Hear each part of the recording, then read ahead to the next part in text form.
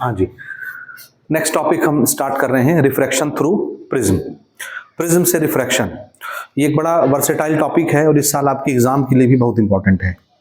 तो जो भी चीज़ें हम प्रिज्म के लिए डिस्कस करेंगे वो बहुत महत्वपूर्ण होंगी, आपको अच्छे से प्रैक्टिस करना है।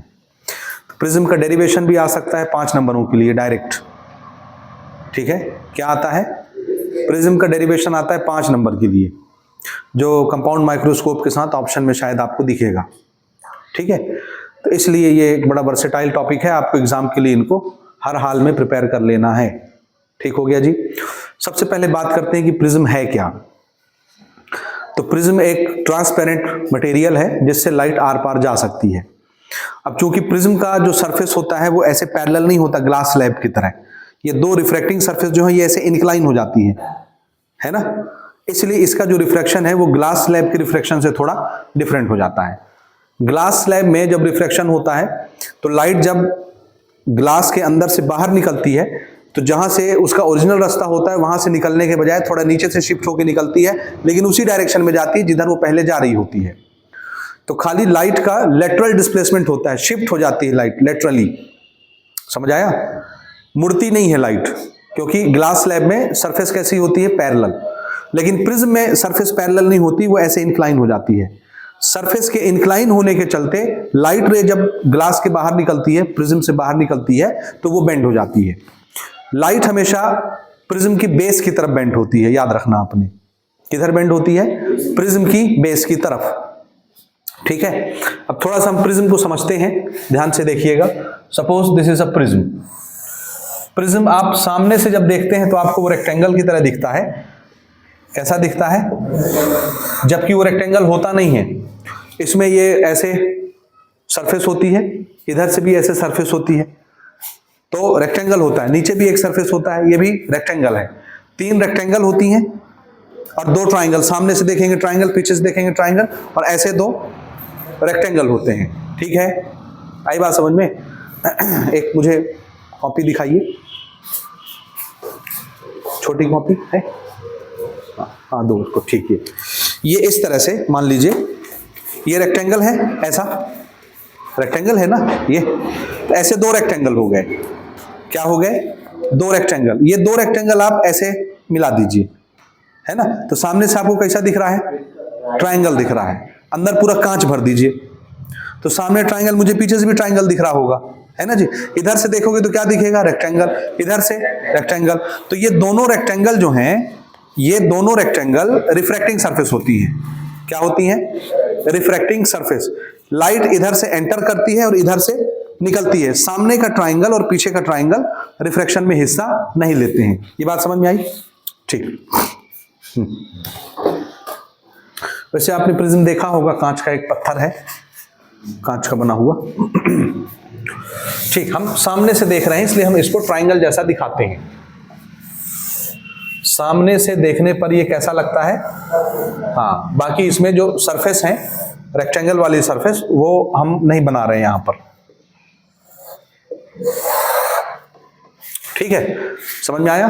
दिस इज अ प्रिज्म, ठीक। ये हम सामने से देख रहे हैं फ्रंट व्यू, तो हमको ट्राइंगल दिख रहा है, अदरवाइज इसका रेक्टेंगल है और इसका भी रेक्टेंगल है, और नीचे भी ये बेस जो होता है रेक्टेंगल ही होता है, ठीक है, 4 कोने का।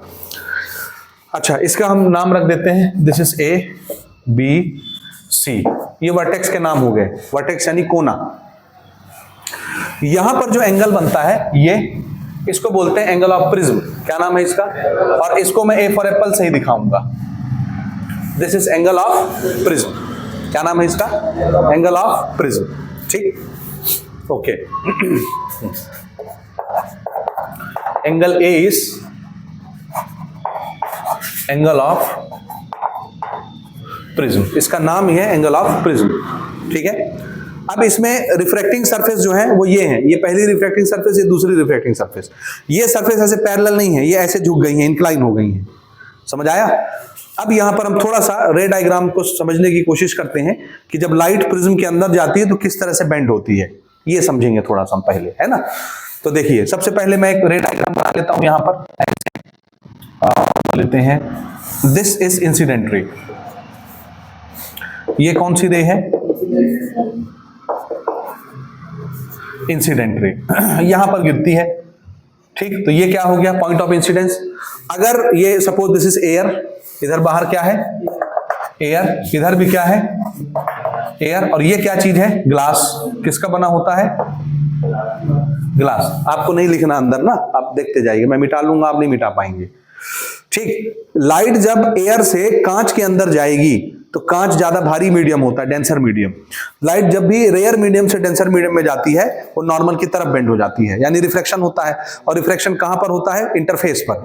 वेयर इज इंटरफेस, ये जो बाउंड्री रहती है जो दो अलग अलग मीडियम को बाइफरकेट करती है, अलग अलग करती है, इसको इंटरफेस बोलते हैं। सो ये है पॉइंट ऑफ इंसिडेंस। लाइट यहां से एंटर करने वाली है ग्लास के अंदर, जिसका रिफ्लेक्टिव इंडेक्स एयर से ज्यादा होता है, यानी ज्यादा डेंस मटेरियल होती है, भारी होती है, मॉलिक्यूल नजदीक नजदीक होते हैं। तो इसके अंदर लाइट की स्पीड स्लो हो जाती है, स्लो होने से लाइट मुड़ जाती है, तो रिफ्लेक्शन टेक प्लेस होता है इंटरफेस पर, जहां पर लाइट टकराती है पहली बार और मीडियम चेंज हो रहा होता है। आई बात समझ। अच्छा, मान लो ये कांच का मीडियम नहीं आया होता तो लाइट कैसे जाती, तो लाइट के चलने का ये इसका ओरिजिनल रास्ता होता, ये this is the original path of the light if there is only air medium. अगर सिर्फ एयर ही होता तो लाइट इस तरफ जाती, this is the original path. ठीक है, सीधा बनाएंगे आप ना, मेरे पास स्केल नहीं है इसलिए टेढ़ी मेढ़ी लाइन आपको दिख सकती है। ठीक, समझ गए। लेकिन ये कांच है, मीडियम बदल गई तो लाइट को मुड़ना पड़ेगा, कहां मुड़ेगी नॉर्मल की तरफ, तो हमको नॉर्मल बना लेना चाहिए। तो यहां पर हम एक नॉर्मल ड्रॉ कर लेते हैं। अब ये सरफेस देखिएगा ऐसे इंक्लाइन है तो इसका नॉर्मल भी ऐसे टेढ़ा हो जाएगा, लेकिन रहेगा इस सरफेस पर 90 डिग्री। तो मैं एक नॉर्मल बना रहा हूं, देखिएगा इस पर 90 डिग्री ऐसा, पॉइंट ऑफ इंसिडेंस से ही दिस इज नॉर्मल। इसका मैं नाम रख देता हूं एम। ठीक, क्या नाम रख दिए एम, या एन रख लो, नॉर्मल है तो एन एम कुछ भी। This is the normal. आपको दिख रहा है ये इसके साथ कितना एंगल बना रहा है 90 डिग्री सरफेस के साथ, दिस इज नॉर्मल। अब ये लाइट जा रही है इस तरफ, इसका ओरिजिनल रास्ता जाने का इधर है, लेकिन ये जा रही है रेयर से डेंसर मीडियम में, तो लाइट मुड़ेगी, किधर मुड़ती है नॉर्मल की तरफ। तो अब इसको नॉर्मल की तरफ जाने के लिए ऊपर मुड़ना पड़ेगा कि नीचे मुड़ना पड़ेगा, नीचे, तो ये बेंड हो गई, दिस इज रिफ्रैक्शन। पहला रिफ्रैक्शन यहां होता है यहां पर, और ये नॉर्मल की तरफ मुड़ने के लिए यहां से थोड़ा सा ऐसे नीचे की तरफ मुड़ती है और ऐसे जाती है, समझे, ये ऐसे चली गई। आया आपको समझ में ये कि नहीं आया, ये नीचे की तरफ मुड़ गई ऐसे। ठीक है, ये रहा ओरिजिनल रास्ता, उधर से ये नॉर्मल की तरफ झुक गई ऐसे, और भी झुक सकती है, डिपेंड करता है प्रिज्म कैसा बनाया गया, फ्लिंट ग्लास से बनाया गया कि क्राउन ग्लास से बनाया गया है। ग्लास भी तो कई कैटेगरी के होते हैं। ठीक, दूसरा इस एंगल पर डिपेंड करता है कि ये एंगल छोटा है कि ऐसे सरफेस है बड़ा है, समझ आया। तो इस एंगल पर भी डिपेंड करता है, प्रिज्म एंगल पर, वो हम बाद में डिस्कस करेंगे, अभी फिलहाल आप समझते चलिए। ये बेंड हो गया यहां पर। अब जब तक ये कांच के अंदर चलेगी ना इसका डायरेक्शन बदलेगा, ना इसकी स्पीड बदलेगी, ना मुड़ेगी, स्ट्रेट जाएगी। एक बार जो मुड़ना था इंटरफेस पर मुड़ गई, स्पीड जो चेंज होना था इंटरफेस पर चेंज हो गया। अब ये सीधा जा रहा है, जा रहा है, जा रहा है, जा रहा है, जा रहा है, फिर इंटरफेस मिला, क्योंकि फिर से मीडियम चेंज होगा, ग्लास से एयर में लाइट जा रही है, एयर हल्का मीडियम है, कांच भारी मीडियम है, डेंसर मीडियम से रेयर मीडियम में जब लाइट जाएगी तो क्या होगा नॉर्मल से दूर। इसका मतलब है हमको इस सरफेस पर भी एक नॉर्मल चाहिए। ठीक, अच्छा, अगर ये मीडियम नहीं आया होता, मीडियम चेंज नहीं हुआ होता, तो ये कैसे चलता ऐसे, this is the original path, इसको ऐसे जाना चाहिए था। ठीक है, लेकिन ये ऐसे नहीं जाती, मुड़ेगी, तो पहले मुड़ने के लिए हमको नॉर्मल चाहिए। अब इसका नॉर्मल देखो, ये सरफेस भी ऐसे सीधा नहीं, ऐसे टेढ़ा हो गया, तो इसका नॉर्मल भी कैसे होगा ऐसा टेढ़ा। तो यहां पर भी एक नॉर्मल हम बनाते हैं ऐसे टेढ़ा 90 डिग्री। ठीक, ये सरफेस ऐसी है तो इसका नॉर्मल भी ऐसे बनेगा, लगभग दिख रहा है ये ऐसा, चेक करो है 90 डिग्री। 90 डिग्री नहीं होगा तो आप इमेजिन करके 90 डिग्री बना लीजिएगा। इस लाइन के साथ देखो ये 90 डिग्री है, नहीं होगा तो थोड़ा बहुत ऐसे कर लेना, समझ आ रहा। तो ये इसके साथ कितना एंगल बना रही है 90 डिग्री सपोज, आया समझ। इस नॉर्मल का मैं नाम रख देता हूं एन, और ये दोनों नॉर्मल जहां पर कटते हैं इस कटिंग पॉइंट का नाम क्या रख दिया मैंने, ओ, intersecting point of the normal. So MO is one normal, NO is another normal at the two surfaces. ये दो नॉर्मल हो गए हमारे, कौन कौन से, MO and NO are the normals at two surfaces. दो सरफेस पर ये दो नॉर्मल हो गए, ठीक। अच्छा, अब लाइट निकल रही है डेंसर मीडियम से रेयर मीडियम की तरफ। ये इसका ओरिजिनल रास्ता है, अगर मीडियम नहीं बदलती तो यही से जाता, लेकिन अब ये डेंसर से रेयर में जा रही है तो बेंड होगा। इस इंटरफेस पर फिर से लाइट मुड़ेगी, तो मुड़ेगी तो जाएगी कहां? नॉर्मल की तरफ कि नॉर्मल से दूर? नॉर्मल से दूर। जब भी लाइट डेंसर मीडियम से रेयर मीडियम में जाती है नॉर्मल से दूर जाती है, तो ये रहा नॉर्मल, ये रहा ओरिजिनल रास्ता, और दूर जाने के लिए इसको ऊपर मुड़ना है कि नीचे मुड़ना है? नीचे मुड़ना है। तो ये यहां से फर्दर और ऐसे नीचे मुड़ जाती है। दिस इज इमर्जेंट रे या आउटकमिंग रेस, जो भी नाम देना है, मैं इसको बोलूंगा इमर्जेंट रे। इमर्जेंट रेस, या आप इसको आउटकमिंग रेस भी बोल सकते हैं, बाहर निकलने वाली रेस, ठीक। This is incoming rays, this is outgoing rays, ठीक। और इसको क्या बोलना है? रिफ्रैक्टेड रे। ये रिफ्रैक्टेड रे दिख रहा है, this is incident ray, this is refracted रे, दिस इज आउटगोइंग रे, ठीक। समझ गए? थोड़ा सा एंगल के बारे में देखिए, कौन सा एंगल कहां पे कैसा बनता है ना? एंगल एंगल एंगल एंगल के बारे में देखिए, कहां पे कैसा एंगल बनता है।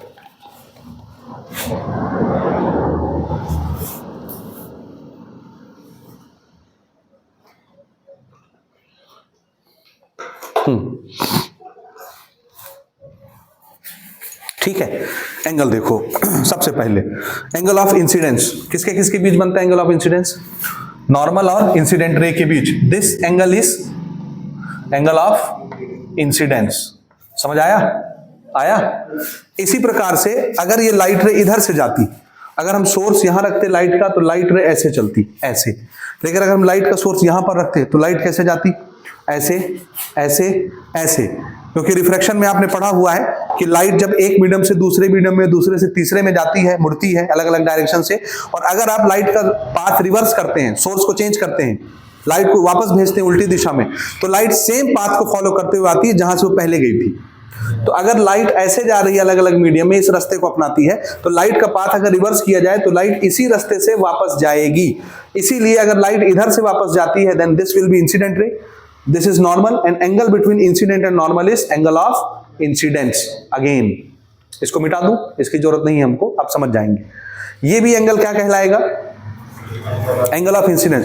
तो एक डायग्राम में दो दो एंगल ऑफ इंसिडेंस तो होने नहीं चाहिए, इसीलिए इसको हम बोल देते हैं this is first angle of incidence, और इसको क्या बोल देंगे? Second angle of incidence. क्या ये समझ में आया या नहीं आया? जोर से बोलिएगा, आया?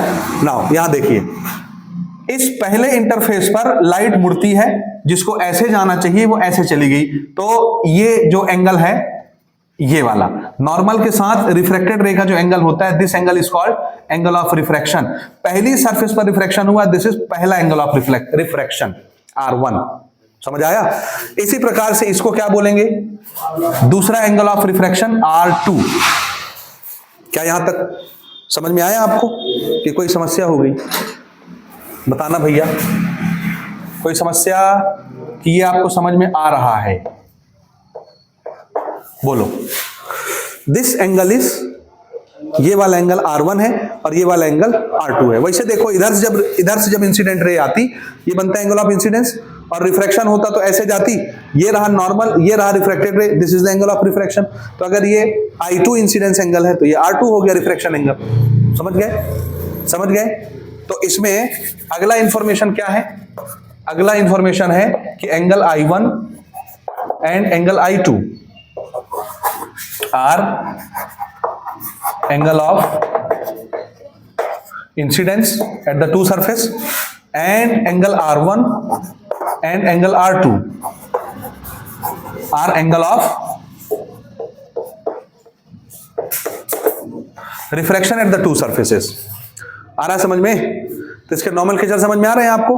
हाँ। And this is called base of the prism. जिस रेक्टेंगल पर प्रिज्म खड़ा होता है वो प्रिज्म का बेस कहलाता है। ठीक है, आई होप यहां तक समझ गए होंगे। लाइट रे कहां से कहां गई उसका रास्ता देखिए, उसके पाथ को दिखाने के लिए मैं लाइट का नाम रख रहा हूं, देखिएगा ना। This point is P, this point is Q, this point is R, यहां लिख देते हैं ना, ठीक, and this is S। So what is the path of light? P, Q, R, S.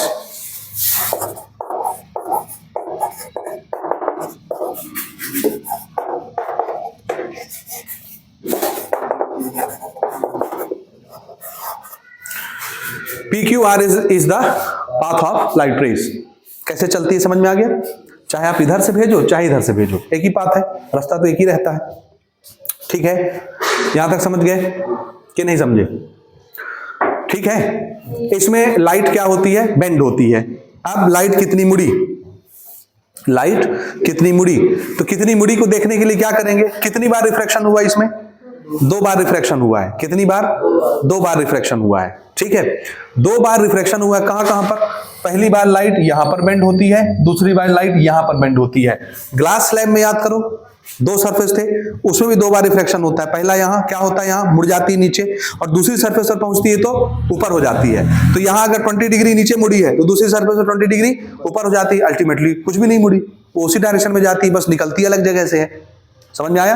अब जरा यहां पर देखिएगा, पहले रिफ्रैक्शन में लाइट जब ऐसे जा रही थी तो क्या हुई? मुड़ी। पहले रिफ्रैक्शन में मुड़ी कि नहीं मुड़ी? मुड़ी कि नहीं मुड़ी? मुड़ गई। मुड़ने के बाद जब वो यहां पहुंची तो ऊपर मुड़ी की, फिर नीचे मुड़ गई। तो इसमें 2 बार ऐसे नीचे मुड़ती है, नीचे नीचे मुड़ती, ऊपर नहीं मुड़ती। तो यहां पर पहले बेंड हुई ऐसे, फिर यहां पर जाकर के और बेंड हो गई, तो अल्टीमेटली बहुत बेंड हो गई, और बेंड होके गई किधर? देखिए बेस की तरफ। प्रिज्म का जो बेस होता है उसी की तरफ लाइट रे मुड़ती है। ठीक, तो देखिए finally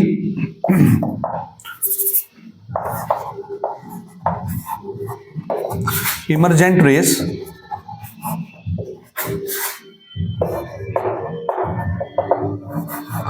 coming from prism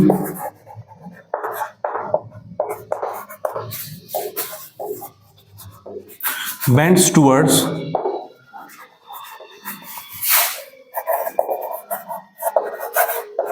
base of the prism. किधर मुड़ती है लाइट? प्रिज्म की बेस की तरफ। जिधर बेस होगा उसी तरफ लाइट रे बेंड होती हैं प्रिज्म से। याद रहेगा, जिधर बेस होगा लाइट रे उसी तरफ बेंड होगी प्रिज्म से। क्या यहां तक आपको बातें समझ में आई या नहीं आई? आ गई? पक्का? पक्का? ठीक। टोटल लाइट कितनी मुड़ी? टोटल लाइट का बेंडिंग देखने के लिए कि टोटल कितना बेंड हुई है लाइट। 2 बार बेंड हुई है। पहला रिफ्रैक्शन यहां हुआ, बेंड हो गई, दूसरा रिफ्रैक्शन यहां हुआ, फिर बेंड हो गई। टोटल कितना बेंड हुआ उसको देखने के लिए हम एंगल देखते हैं। कौन सा एंगल देखते हैं? ध्यान से देखिएगा। ये जो पहली लाइन थी, देखिए पहली लाइन थी, पहली लाइन को रेफरेंस मानिए। This is the original path. अपने इस ओरिजिनल पाथ से फाइनली वो कितना भटक गई? इतना भटक गई। ये है फाइनल लाइन। ये था ओरिजिनल लाइन और ये है फाइनल लाइन। तो दोनों के बीच में कितना गैप आया? जितना गैप आया होगा उतनी मुड़ी होगी। उसका ओरिजिनल रास्ता तो ये था, अपने रास्ते से वो इतना बेंड हो गई। सो ये जो एंगल बनता है, ये एंगल क्या कहलाता है? Angle of deviation. कितनी फाइनली बेंड हुई लाइट। तो एंगल ऑफ डेविएशन बताता है कि प्रिज्म ने लाइट को कितना बेंड किया। 2 बार बेंड किया, यहां पर किया, यहां पर किया, टोटल कितना बेंड किया, वो इन दोनों लाइन के बीच का एंगल बताता है। अब यहां आप एंगल नहीं नापेंगे, इसको नापने का जुगाड़ देखिए। ये जो लाइट रे होती है इसको थोड़ा हम एक्स्ट्रापोलेट करते हैं पीछे की तरफ। ये रहा ओरिजिनल रास्ता, ओरिजिनल लाइट, और ये रहा, इसको पीछे एक्स्ट्रापोलेट करिए स्केल रख के ऐसे, यहां टच करेगा इसको। ये रहा ओरिजिनल पाथ और ये रहा बेंडेड पार्ट। ये जो एंगल बनता है इस एंगल को बोलते हैं एंगल ऑफ डेविएशन। क्या नाम रखे इसका? Angle of deviation. इसको अपन दिखाते हैं, इसको हम दिखाएंगे डेल्टा से। किससे? डेल्टा से। ये आया समझ? ये जो एंगल होता है ओरिजिनल लाइन और तो final line, final emergent line, emergent रे और ओरिजिनल इंसिडेंट रे के बीच का जो एंगल होता है, this angle is called angle of deviation. क्या नाम है इसका?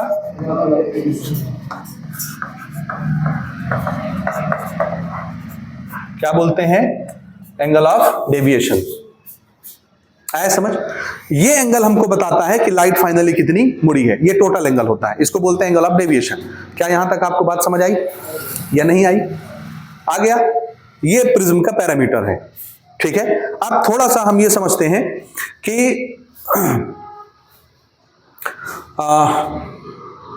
ये एंगल ऑफ डेविएशन कैसे मिलता है। ठीक है, कितना होता है, कैसे होता है, अगर मैं इस इंसिडेंट रे को बढ़ाऊं घटाऊं तो इस एंगल ऑफ डेविएशन में क्या फर्क पड़ता है, इसको समझते हैं थोड़ा सा। ये डायग्राम हो गया आपका? ठीक ठीक, बना लिए, ये लिख लिए। ठीक है। अच्छा, अब मैं इसको मिटा रहा हूं। अब थोड़ा सा हम इसका पहले बिहेवियर स्टडी करेंगे, उसके बाद फिर इसके एक्सप्रेशंस पर आते हैं, डेरिवेशन पर। प्रिज्म के जो बड़े पॉपुलर डेरिवेशंस हैं उस पर हम बाद में आते हैं। पहले हम प्रिज्म का थोड़ा बिहेवियर समझेंगे कि प्रिज्म कैसे बिहेव करता है, लाइट कैसे मुड़ती है, कैसे कैसे बिहेव करती है, वो समझेंगे। और उससे एक बड़ा इंपॉर्टेंट क्वेश्चन बनता है, that is angle of minimum deviation. ये आपसे पूछता है परीक्षा में, ठीक। पहले हम वो डिस्कस करेंगे, उसके बाद फिर आते हैं। हाँ जी, देखिए और समझिए ना। यहां पर बना रहा हूं फिर से डायग्राम ना, इसको बने रहने देता हूं क्योंकि हम बाद में फिर इसको नहीं बनाना चाहते, सुंदर दिख रहा है मुझे, तो मैं इसको मिटाना नहीं चाह रहा, ठीक। फिर से बना रहा हूं प्रिज्म, ध्यान से समझिएगा। यहां पर ये हमने बनाया एक प्रिज्म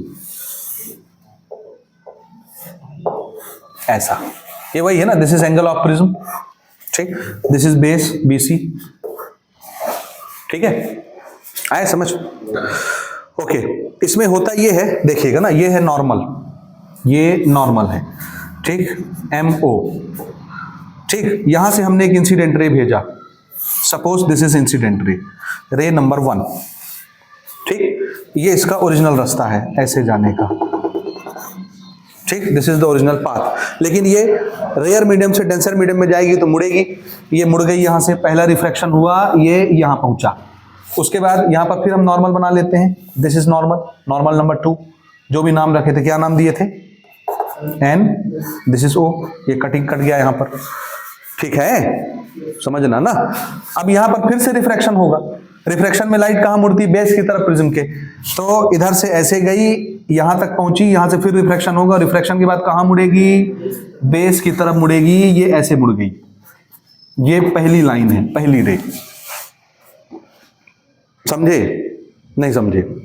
और मुझे इसको नीचे बनाना चाहिए, बेंड होती है ना नीचे, नॉर्मल से दूर जाती है, तो नॉर्मल से जब दूर जाएगी तो ये ऐसे जाएगी। Suppose this is the first ray, base की तरफ। क्या ये समझ में आया या नहीं आया, पक्का। अच्छा, where is angle of incidence, this is angle of incidence I1 and this is angle of refraction R1, ठीक है, वही है ना एंगल ऑफ रिफ्रैक्शन। हाँ ठीक है, इमरजेंट एंगल, ठीक है, R1 I2 कुछ भी मान लो, छोड़ो इसको, गोली मारो। ये एंगल ऑफ इंसिडेंस हुआ, ठीक है। अच्छा, अगर मैं ये एंगल ऑफ इंसिडेंस बढ़ा दूं, यानी रे को और नीचे से भेजूं, ये एंगल और बड़ा कर दूं, तो क्या होगा। इसको हमने और नीचे से भेजा ऐसे, दिस इज रे नंबर 2, ये एंगल और क्या हो गया, देखो बड़ा हो गया। तो अगर इंसिडेंस एंगल बढ़ा दिया जाए तो इसका क्या होगा, अभी ये ऐसे मुड़ी थी, थोड़ा सा डेविएशन एंगल देखना ना, डेविएशन एंगल किसको बोलेंगे, ये नॉर्मल है हमारा ना, नॉर्मल। ये लाइट यहां मिलाइए, ये ओरिजिनल, ये दोनों के बीच का जो एंगल है, यही एंगल क्या कहलाता है, एंगल ऑफ डेविएशन। आया समझ। तो इस एंगल को थोड़ा सा देखिएगा, ठीक, कंफ्यूज ना रहिए, आराम से। ये स्ट्रेट दिख रहा है आपको, ऐसे बना दूं जी, ठीक है, सीधा है ना। हाँ, ये वाली लाइट जब यहां टकराएगी तो ये ओरिजिनल पाथ है और ये बेंड हो गई लाइट, तो ये क्या बना, एंगल ऑफ डेविएशन। ये नॉर्मल वाली लाइन है ना, इससे कंफ्यूज नहीं होना, दिस इज नॉर्मल लाइन, ठीक है, बाद में नाम लिख लेंगे। इतना बड़ा एंगल ऑफ डेविएशन हुआ, ठीक। अगर मैं यहां से एंगल ऑफ इंसिडेंस बढ़ा दूंगा तो क्या फर्क पड़ता है, तो आंसर फर्क ये पड़ता है कि ये जो एंगल ऑफ डेविएशन होता है ये घट जाता है, यानी दूसरी लाइन जब जाएगी और दूसरी लाइन यहां से ऐसे जाएगी और यहां से जब इसका रिफ्रैक्शन होगा तो ये रिफ्रैक्शन ऐसे होगा, ये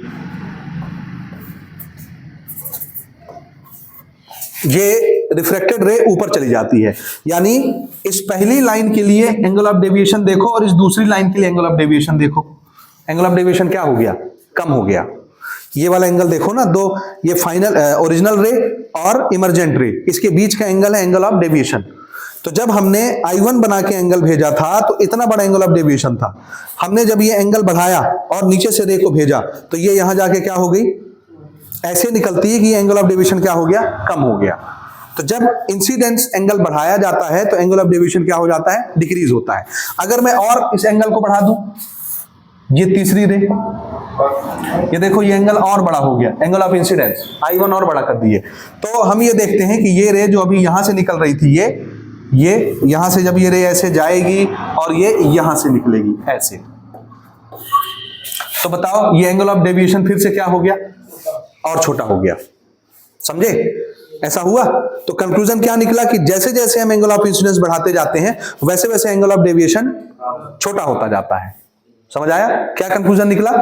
एंगल ऑफ इंसिडेंस हम अगर इंक्रीज करेंगे तो एंगल ऑफ डेविएशन क्या होता जाता है, छोटा होता जाता है। रे और ऊपर की तरफ बेंड होती है, यानी कम मुड़ती है। देखो कौन सी 1 2 3 वाली रे में सबसे ज्यादा कौन सी रे मुड़ी, जो ऐसे बेस के नजदीक जाएगी वो ज्यादा मुड़ी मानी जाएगी। तो इस प्रिज्म ने क्या किया, रे नंबर 1 को ज्यादा दबाया, रे नंबर 2 को कम दबाया, रे नंबर 3 को थोड़ा सा दबाया, तो थोड़ा सा मुड़ी, इसलिए एंगल छोटा है। समझ आया? अब बताओ अगर मैं और एंगल बढ़ा दूं तो क्या होगा?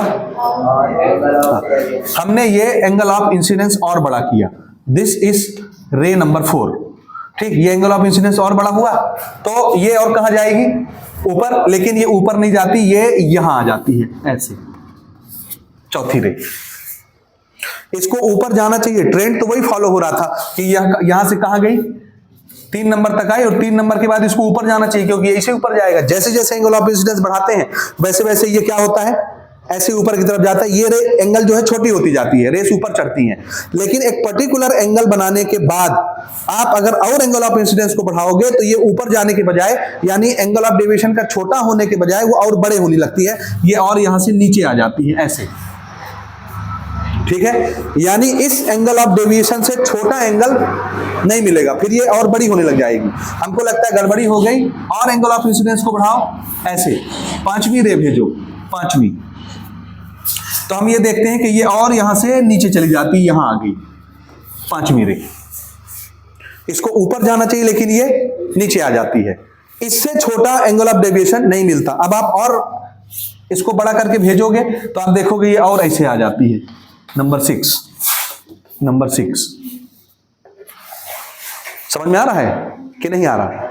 तो क्या हुआ, जैसे जैसे एंगल ऑफ इंसिडेंस हम बढ़ाते हैं वैसे वैसे एंगल ऑफ डेविएशन छोटा होता जाता है, छोटा होता जाता है, छोटा होता जाता है। If we gradually increase angle of incidence then gradually angle of deviation decreases at any particular value. After that we again increase if incidence angle, then it will start expanding again, फिर से बढ़ने लग जाता है। समझ आई बात? तो एक पर्टिकुलर एंगल ऑफ डेविएशन के बाद ये और छोटा नहीं होता। तो जो सबसे छोटा एंगल ऑफ डेविएशन मिला, कौन सी लाइन के लिए मिला, तीसरी लाइन के लिए, इस एंगल ऑफ डेविएशन को बोलते हैं मिनिमम एंगल ऑफ डेविएशन। क्या बोलते हैं? हाँ, या एंगल ऑफ मिनिमम डेविएशन, सबसे कम मुड़ने वाली एंगल। डेविएशन के एंगल तो हम ओरिजिनल रे और इमर्जेंट रे के बीच ही देखते हैं ना, तो सबसे छोटा एंगल हमको कहां पर मिलता है, यहां एंगल तीसरी लाइन पर मिलता है। यानी ये होगा कोई पर्टिकुलर एंगल ऑफ इंसिडेंस के लिए जो यहां से गई। जैसे जैसे एंगल ऑफ इंसिडेंस आप बढ़ाते जाते हैं वैसे वैसे एंगल ऑफ डेविएशन कम होता जाता है। एक पर्टिकुलर लिमिट के बाद, पर्टिकुलर वैल्यू के बाद, पर्टिकुलर एंगल के बाद और छोटा नहीं होता। फिर आप और एंगल ऑफ इंसिडेंस बढ़ाएंगे तो फिर ये बढ़ने लग जाता है। यानी ये जो सबसे छोटा वाला मिला इसी को क्या बोलते हैं, एंगल ऑफ मिनिमम डेविएशन। आया समझ? एंगल ऑफ मिनिमम डेविएशन कई चीजों पर डिपेंड करता है। जैसे पहला चीज इस पर डिपेंड करता है प्रिज्म के एंगल पर। ये एंगल अगर ऐसे और बड़ा हो जाता तो क्या होता, ये और नीचे मुड़ती, भाई बेस की तरफ न मुड़ती है तो ये और नीचे मुड़ती। तो जो तीसरी लाइन आपको अभी इतने एंगल पर मिली है, तीसरी लाइन यहां पर होती तो ये एंगल क्या हो जाता, मिनिमम डेविएशन और बड़ा एंगल मिलता। अगर एंगल ऑफ प्रिज्म ज्यादा हो जाता, ये सरफेस ऐसी ना हो जाती तो ये लाइन और नीचे मुड़ती, तो मिनिमम डेविएशन का एंगल क्या होता और बड़ा हो जाता।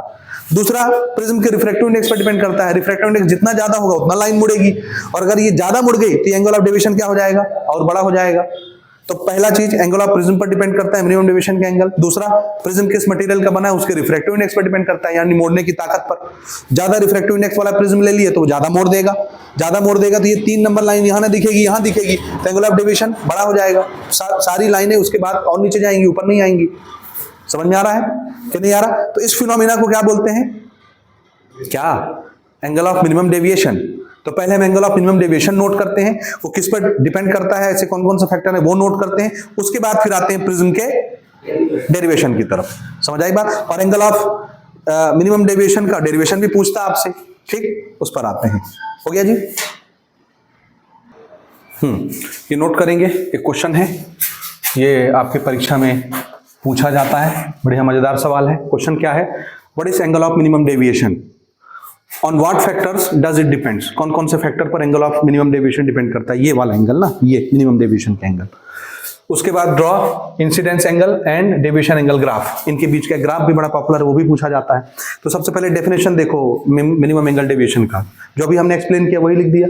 When incident angle is increase gradually, अगर मैं एंगल ऑफ इंसिडेंस को ग्रेजुअली धीरे धीरे बढ़ाता हूं तो उधर क्या होता है, एंगल ऑफ डेविएशन धीरे धीरे डिक्रीज होता है शुरू में, उसके बाद एक मिनिमम वैल्यू के बाद बढ़ने लग जाता है।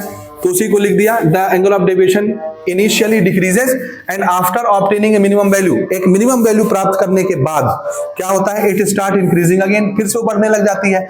अच्छा, वो जो समय है at that situation of minimum deviation, ये जो सबसे छोटा एंगल बना इस सिचुएशन पर, यही एंगल क्या कहलाता है, the angle is called angle of minimum deviation, जिसको अपन किससे दिखाते हैं, लैम्डा से या डेल्टा से। यहां लिख लीजिएगा, इसका सिंबल क्या है, डेल्टा, डेल्टा एम, ब्रैकेट में लिख लेना इसके आगे, डेल्टा एम।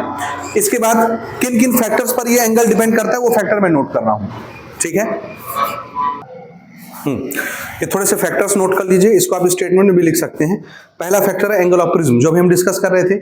ये एंगल ऑफ प्रिज्म अगर ऐसे बड़ा हो जाए तो ये सरफेसेस कैसे हो जाएंगी, ऐसे और इंक्लाइन, तो ये लाइन जो यहाँ पर है और नीचे हो जाएगी, एंगल ऑफ डेविएशन बढ़ जाएगा। तो जितना बड़ा एंगल ऑफ प्रिज्म उतना ज्यादा एंगल ऑफ मिनिमम डेविएशन, ठीक, लिख लेंगे स्टेटमेंट। ये ऐसे भी है, स्टेटमेंट भी लिख सकते हैं, larger the angle of prism more will be the angle of minimum deviation, लिख सकते हैं ऐसे। ओके, दूसरा refractive index of the prism, यानी किस कांच से बना उसका रिफ्रैक्टिव इंडेक्स कैसे, अगर ज्यादा रिफ्रैक्टिव इंडेक्स है तो ये लाइट को ज्यादा बेंड करेगा, तो ये एंगल और बड़ा हो जाएगा मिनिमम डेविएशन का।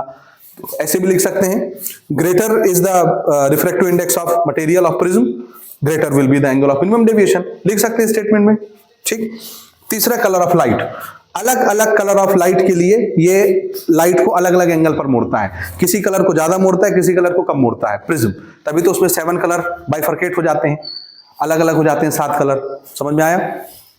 उसको बोलते हैं डिस्पर्शन, क्या बोलते हैं, डिस्पर्शन। तो प्रिज्म क्या करता है, वायलेट कलर को ज्यादा दबाता है, उसका डेविएशन ज्यादा होता है वायलेट कलर का, और रेड कलर का डेविएशन कम होता है। ऐसा क्यों होता है, क्योंकि रेड कलर का जो वेवलेंथ होता है वो ज्यादा होता है और वायलेट का वेवलेंथ कैसा होता है, कम, तो जिसका वेवलेंथ कम होगा उसको ये ज्यादा दबाएगा, समझ आई बात। रिफ्रैक्टिव इंडेक्स इनवर्सली प्रोपोर्शनल होता है वेवलेंथ के, रिफ्रैक्टिव इंडेक्स इनवर्सली प्रोपोर्शनल होता है वेवलेंथ के। कॉची का एक फार्मूला है, कॉचीज रिलेशन बोलते हैं, a plus B upon lambda square plus C upon lambda का power 4 plus D upon lambda का पावर 6। तो लेमडा और म्यू इनवर्सली प्रोपोर्शनल होते हैं, वो हम बाद में डिस्पर्शन में नोट कर लेंगे, हालांकि वो जरूरत नहीं पड़ता हमको समझने के लिए। फिलहाल ये याद रखिए, वेवलेंथ के साथ रिफ्रैक्टिव इंडेक्स का इनवर्स रिलेशन होता है, जिसका वेवलेंथ ज्यादा उसको वो क्या करेगा, कम दबाएगा, जिसका वेवलेंथ छोटा उसको वो ज्यादा दबाता है। तो वायलेट कलर का वेवलेंथ छोटा होता है, इसलिए वायलेट कलर को ये ज्यादा दबाता है। रेड कलर का वेवलेंथ बड़ा होता है, इसलिए रेड कलर को थोड़ा सा दबाता है। तो रेड कलर के लिए इसका डेविएशन कैसा हो गया, एंगल ऑफ मिनिमम डेविएशन कम, ठीक, और वायलेट कलर के लिए कैसा हो जाएगा, एंगल ऑफ मिनिमम डेविएशन ज्यादा हो जाएगा। तो अलग अलग कलर पर भी मिनिमम डेविएशन का एंगल डिपेंड करता है, समझ में आई बात, ठीक, यहां तक हो गया। इसके बाद इसमें आपसे कर्व पूछता है, वो कर्व हम थोड़ा सा बनाते हैं यहां पर, ये नोट कर लीजिए जल्दी से, ठीक। ग्राफ बनाना हमको आई और डेल्टा के बीच में। आई क्या होता है, एंगल ऑफ इंसिडेंस, और डेल्टा क्या होता है, ये आई ये है और डेल्टा ये है। और अभी भी आपने रिलेशन पढ़ा, जैसे जैसे हम एंगल ऑफ इंसिडेंस बढ़ाते जाएंगे वैसे वैसे डेविएशन का एंगल क्या होता जाएगा, डिक्रीज होता जाएगा, और एक पर्टिकुलर एंगल ऑफ इंसिडेंस के बाद एंगल ऑफ डेविएशन फिर बढ़ने लग जाएगा। तो इसका ग्राफ कैसे बनाते हैं, देखिए,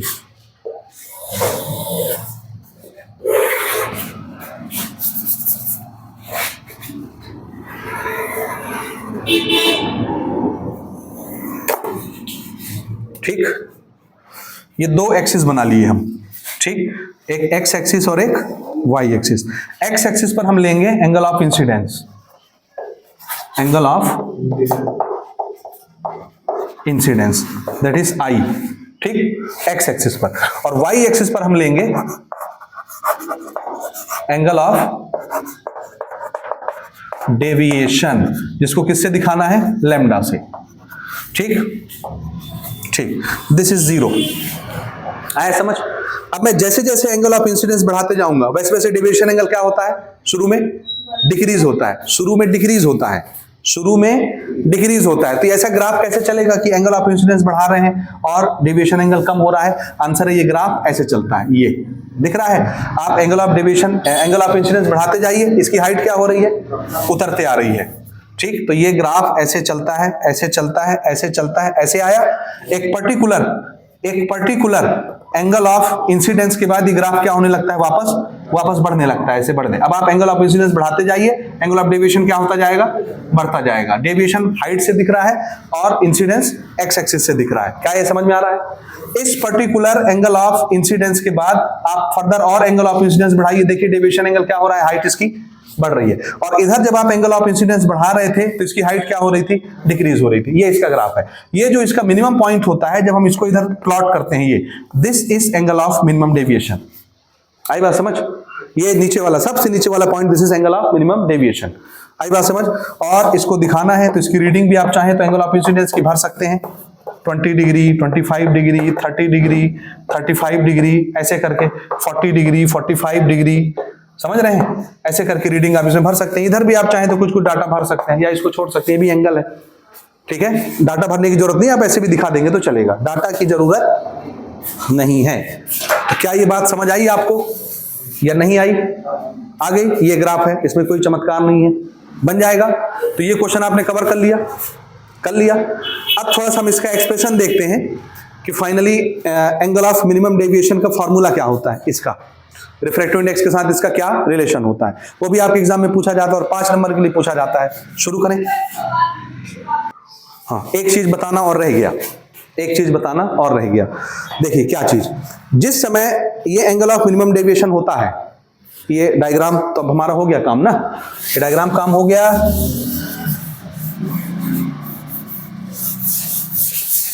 जिस समय एंगल ऑफ मिनिमम डेविएशन होता है, ध्यान से समझिएगा, जैसे ये हमारा प्रिज्म है, ठीक, ये है प्रिज्म, ठीक है ना? समझिएगा। दिस इज सपोज रे नंबर 3 नंबर पर बनाए थे ना हम लोग। ये इसका नॉर्मल, यहां से लाइट ऐसे गई, ये इस सरफेस का नॉर्मल, और यहां से लाइट ऐसे मुड़ गई। ये कौन सी रे थी? 3 नंबर की। ठीक, ये इसका ओरिजिनल रास्ता था, दिख गया। ये इधर पीछे, इसके बीच का ये जो एंगल है, ये वाला जो एंगल है, this angle is angle of minimum deviation. समझ में आया नहीं आया? बोलते जाना। ये ओरिजिनल पाथ लाइट का और ये डेविएटेड पाथ लाइट का एक्स्ट्रापोलेट किए हैं, तो इन दोनों के बीच का जो एंगल है, यही एंगल क्या कहलाता है? Angle of minimum deviation. यहां तक समझ आया या नहीं आया? जोर से बोलो। आ गया? उस समय क्या होता है, एक बड़ी अजीब चीज हमने ऑब्जर्व ये किया कि देखो ये है नॉर्मल, नाम क्या रखे थे? MO, and this is NO। ठीक, ये एंगल कौन सा था? Angle of incidence I1। ये एंगल कौन सा था? This is I2। ठीक है। ये एंगल कौन सा था?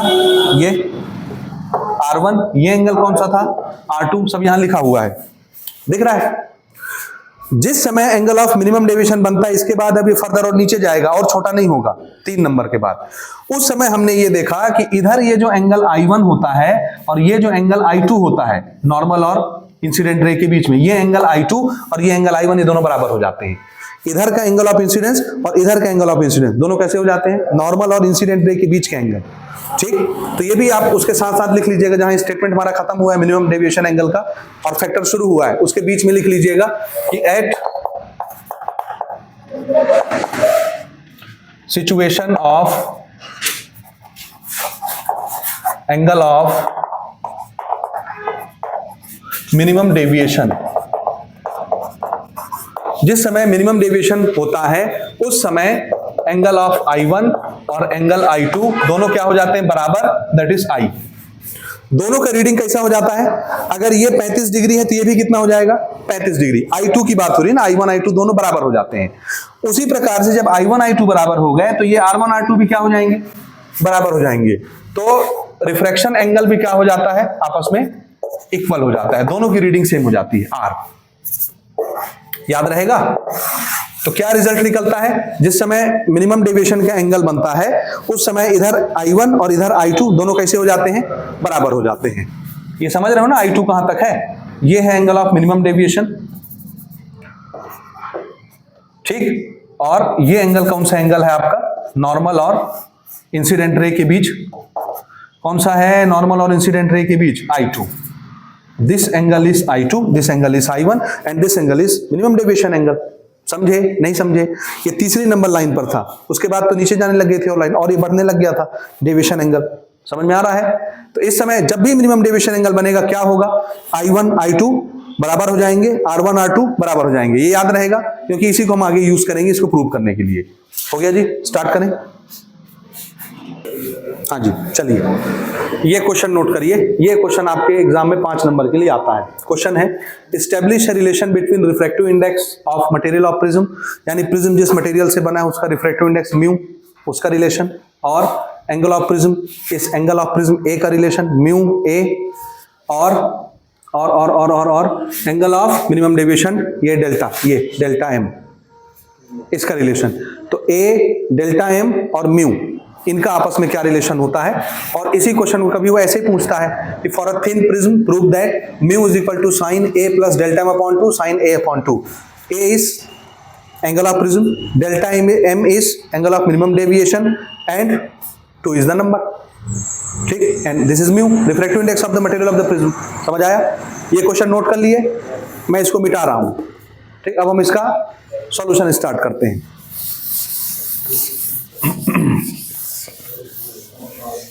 हो गया, मिटा दो इसको, शुरू करें, ठीक। प्रिज्म में टोटल 3 फॉर्मूले होते हैं, 3 इक्वेशन, 3 से ज्यादा नहीं होता। वो आप कोई भी बुक देखें, कोई भी टीचर को देखें, वो कैसो बनाए, 10 इक्वेशन बनाए, बुक में कुछ भी लिखा रहे, भाड़ में जाए। टोटल प्रिज्म के 3 इक्वेशन है मात्र। कितने? 3 ही इक्वेशन है, चौथा नहीं होता। वो आप बुक देख के चकरा जाएंगे, अलग बात है, छोड़ दीजिए। टोटल कितने इक्वेशन होते हैं? 3 इक्वेशन। वो आप कैसे बना सकते हैं? आप बुक देख के पागल नहीं होइए कि वो कैसे बना रहा है, कहां से क्या ला रहा है, क्या ले रहा है, गोली मारिए। टोटल 3 इक्वेशन है, वो 3 इक्वेशन आपको जैसे सहूलत होता है वैसे बना सकते हैं। तो इसका गिवन इंट्रोडक्शन हम पहले लिख चुके हैं कि ए इज एंगल ऑफ प्रिज्म, तो आप गिवन लिख लेंगे। मैं एक बार दोहरा देता हूं, A is angle of prism, angle I1 I2 is angle of incidence, angle R1 R2 is angle of refraction, path of the light is PQRS लिख लेंगे, MO and NO are the 2 normals at the 2 surfaces. ये हम already लिख चुके हैं, वही data आपको फिर से यहां पर एक बार लिख लेना है, आप जगह छोड़ के लिख लेना बाद में। समझ आया? अब स्टार्ट करते हैं, देखिए कैसे स्टार्ट करते हैं, इसको कहां से बनाते हैं। 3 इक्वेशन हमको चाहिए प्रिज्म का बस। और मिनिमम डेविएशन पर अभी मैंने बताया कि I1 I2 क्या हो जाता है बराबर, R1 R2 क्या हो जाता है बराबर, तो उसको R लिख लेंगे या I लिख लेंगे, ठीक। 3 इक्वेशन चाहिए, कैसे बनाएंगे देखिए। सबसे पहले इधर देखिए, ये एक ट्राइंगल है, ट्राइंगल देखना, ट्राइंगल देखो कैसे बना रहा हूं। ये आप कैसे भी बना सकते हैं, 3 इक्वेशन लाना है बस, हो गया। किसी को भी पहले बाद उठा के कैसे बना सकते हैं, देखिए दिस इज ट्राइंगल AQR है, दिख गया AQR, this is angle of prism. ये एंगल दिख रहा है, ये वाला एंगल। भाई हम तो ट्राइंगल की बात कर रहे हैं, ट्राइंगल कौन सा है, AQR। ये ट्राइंगल दिख गया, ये एंगल और ये एंगल और ये एंगल ट्राइंगल के अंदर के एंगल है, तो तीनों एंगलों का सम कितना होगा, 180 डिग्री। तो बताइए ये एंगल कितना होगा, ये एंगल कितना होगा, ये एंगल कितना होगा, ये एंगल कितना होगा। हाँ, देखो जी, ये कौन सी लाइन है, नॉर्मल इस सरफेस के साथ कितना एंगल बनाती है, 90 डिग्री। तो ये पूरा एंगल इस ब्लू कलर की लाइन के साथ कितना है, 90 डिग्री। 90 डिग्री में ये कितना है, R1। तो ये बचा कुछ एंगल कितना हुआ, 90 माइनस R1। तो ट्राइंगल के अंदर का एंगल कितना हो गया, 90 माइनस R1। क्या मैं ये डॉटेड लाइन को हटा दूं, इसकी जरूरत नहीं है, ये कंफ्यूज करेगा, हटा दूं फिलहाल, अभी इसको बाद में जरूरत पड़ेगी बना लेंगे, अभी फिलहाल हमको इसका काम नहीं है। तो आप एंगल पहचानिए, ये एंगल कितना हो गया बोलिए, 90 माइनस 90 और ये वाला एंगल 90 माइनस R2। क्या ये समझ आया कि नहीं आया, कैसे हो गया, समझ गए कि लिखने की जरूरत है detail. This total angle is 90 degree, क्योंकि नॉर्मल अपने सरफेस के साथ 90 डिग्री बनाता है। ये एंगल है R1, तो ये 90 माइनस R1 हुआ। ये एंगल R2 है, तो ये पूरा 90 माइनस R2 हो गया। कोई दिक्कत? तो पहले मैं यहीं से स्टार्ट करता हूं। देखिए, in triangle AQR, AQR triangle के अंदर तीन एंगल का सम 90 डिग्री होगा। कौन कौन सा एंगल?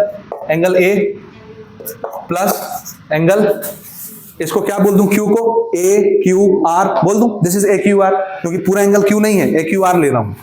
एंगल AQR प्लस इस एंगल को क्या बोलना है? ARQ। इसका सम कितना होगा? कितना? 180 डिग्री। तीन एंगल का सम 180, एंगल सम प्रॉपर्टी से। ठीक है, ठीक है, ठीक है। एंगल A को A लिखे रहने दो, अभी एंगल साइन हटा देते हैं, जरूरत नहीं है, सिंपल A लिख लेते हैं। ठीक, इस एंगल को क्या लिखेंगे? अभी भी डायग्राम में मैंने बना दिया। क्या लिखना है? 90 माइनस R1। इसको क्या लिखना है?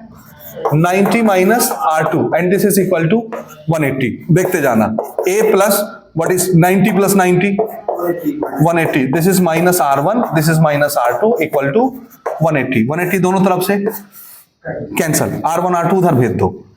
सो A इज इक्वल टू कितना हो गया? R1 उधर जाके पॉजिटिव, R2 उधर जाके positive. This is first equation of the prism. ये पहला इक्वेशन होता है प्रिज्म का। वो आप कहीं से भी देखिए, आपका किताब, आपका राइटर किसी को पहले बनाते, किसी को बाद बनाते, कोई फर्क नहीं पड़ता। ये आ गया पहला इक्वेशन, समझ आया? यानी ये जो एंगल ऑफ प्रिज्म होता है, ये किसके बराबर होता है? यहां जो एंगल ऑफ रिफ्रैक्शन बनता है, यहां जो एंगल ऑफ रिफ्रैक्शन बनता है, इनके सम के बराबर होता है। ये पहला इक्वेशन होता है प्रिज्म के अंदर। समझे या नहीं समझे? समझ गए? अब मैं बनाऊंगा दोबारा वही लाइन, देखना ध्यान से। वही लाइन बना रहा हूं दोबारा। ये ऐसे गई, ऐसे गई, ऐसे गई, ऐसे गई, ऐसे गई, ऐसे गई। This is the path. ठीक है, और ये वाली लाइन कैसे आई थी? ये आई ऐसे। ये एंगल क्या कहलाता है? ये इस लाइन को मिटा रहा हूं। ये एंगल कौन सा एंगल है? डेविएशन। अब ध्यान से देखना, ये ट्राइंगल बना, ये ट्राइंगल बना। इस ट्राइंगल के लिए एक्सटीरियर एंगल है, इस ट्राइंगल के बाहर वाला एंगल। मैं उसको फिर से बना रहा हूं, इस ट्राइंगल को देखना। ये लाइन देखी, ये वाली लाइन बना रहा हूं, ये, और ये वाली लाइन बना रहा हूं, ये। पहचानिए, ठीक है कि नहीं है? ठीक है ना? देखते जाइएगा, देखते जाइएगा। ये लाइन ऐसे आगे चली गई, ये वाली। इस एंगल की बात कर रहा हूं। ये एंगल कौन सा है? डेल्टा। डेल्टा मान लो फिलहाल, अभी है ना, है। तो ये एंगल इन दोनों एंगल के सम के बराबर होगा। आपने पढ़ा exterior angle is equal to sum of two opposite angles, sum of two interior opposite angles. Triangle के बाहर जो एंगल होता है एक्सटीरियर एंगल, वो ट्राइंगल के अंदर अपोजिट में दो एंगल के सम के बराबर होता है। पढ़े हो नहीं पढ़े हो? तो ये जो एंगल है, ये डेल्टा, ये किसके बराबर होगा? अंदर का ये वाला एंगल और ये वाला एंगल। हमको ये एंगल अभी नहीं पता है, हमको तो ये वाला एंगल अभी ट्राइंगल का निकाले थे। अभी उस एंगल को भी हटाओ। उम्मीद है समझ गए होगे ना, उसको समझ गए हो। इसको भी मैं अभी हटा दे रहा हूं। अब मुझे कौन से एंगल की जरूरत है? अब हमने छोटा ट्राइंगल लिया है, हमने ये ट्राइंगल लिया है छोटा वाला, ये ट्राइंगल, ये ट्राइंगल, ये दिखा। तो मुझे अभी इस एंगल की जरूरत है और इस एंगल की जरूरत है। इन दोनों एंगल के सम के बराबर ये एंगल होगा, एक्सटीरियर एंगल। आया समझ या नहीं आया? कितना बनेगा ये एंगल? ये एंगल कितना होगा? पहचानो। काहे को 90 माइनस? 90 माइनस काहे को? 90 तो इस सरफेस के साथ में बन रहा था, इसके साथ। तो हम तो इसकी बातें नहीं कर रहे, हम तो यहां से ले रहे हैं इस लाइन। तो ये एंगल कितना होगा? देखो ध्यान से। ये एंगल आई कौन सा था? कौन सी दो लाइन के बीच एंगल आई है? कौन सी दो लाइन के बीच एंगल आई है? ये नॉर्मल और इंसिडेंट रे के बीच में एंगल आई है। तो यही तो गई ब्लू कलर की लाइन और यही तो गई इंसिडेंट रे। ये दो लाइन दिखी, इन दोनों के बीच टोटल एंगल कितना? अरे इधर देखो, ये ब्लू कलर की लाइन नॉर्मल है और ये है इंसिडेंट रे। इन दोनों के बीच ना I1 है, I1। यही लाइन तो ये चली गई और यही ब्लू कलर की लाइन ये आ गई। तो इधर भी ये एंगल कितना होगा? I1। ये अगर I1 है तो ये भी क्या होगा? ये टोटल एंगल हो गया I1। क्या कहते हैं? Vertically opposite angle. ये अगर I1 है, अरे भैया ये दो एंगल बराबर ना होते हैं, वही तो बात कर रहा हूं, वर्टिकली अपोजिट एंगल। तो इन दोनों लाइन के बीच अगर एंगल I1 है तो सेम ये लाइन आगे बढ़ गई, ये लाइन आगे बढ़ गई, तो इनके बीच भी एंगल कितना होगा I1। तो टोटल एंगल I1 है, I1 में ये कितना है R1, तो बताइए ये कितना हुआ I1 माइनस R1। तो ये एंगल कितना हो गया I1 माइनस R1। आया समझ में? ये एंगल हो गया आपका I1 माइनस R1। समझे कि गया ऊपर से? आ गया? This is I1 minus R1। समझ गए? अब इसको बताओ, if this is I2 and this is R2 then this will be I2 minus R2। ये आपका हो गया I2 माइनस R2। समझ गए? ये वाला एंगल बन गया I2 माइनस R2। ठीक है? और हमारा प्रिंसिपल ये बोलता है, स्कूल का प्रिंसिपल, कि एक्सटीरियर एंगल क्या होता है, ट्राइंगल के अंदर के अपोजिट के दो एंगल के सम के बराबर होता है। This is exterior angle theorem of triangle. ठीक है? तो ये डेल्टा किसके बराबर होगा? इन दोनों एंगलों के बराबर होगा। आप चाहें तो इन एंगलों का विवरण दे सकते हैं अलग से, या अगर डायग्राम में दे दिया तो कोई दिक्कत नहीं। समझ में आ गया? शुरू करूं मैं? करूं शुरू? पक्का? ठीक। नाउ इन ट्राइंगल, इसका भी कुछ नाम रख दो। यहां पे कोई पॉइंट ले लें, क्या क्या क्या नाम बचाए थे? A B C, इसको D रख देते हैं यहां पर। ठीक? तो ट्राइंगल कौन सा है देखिए, in triangle DQR। DQR what is exterior angle? Delta. Direct बोल दो, delta is exterior angle. This is equal to sum of two interior angle. What is the interior angle? What is the interior angle? DQR plus angle DRQ। समझ में आया कि नहीं आया?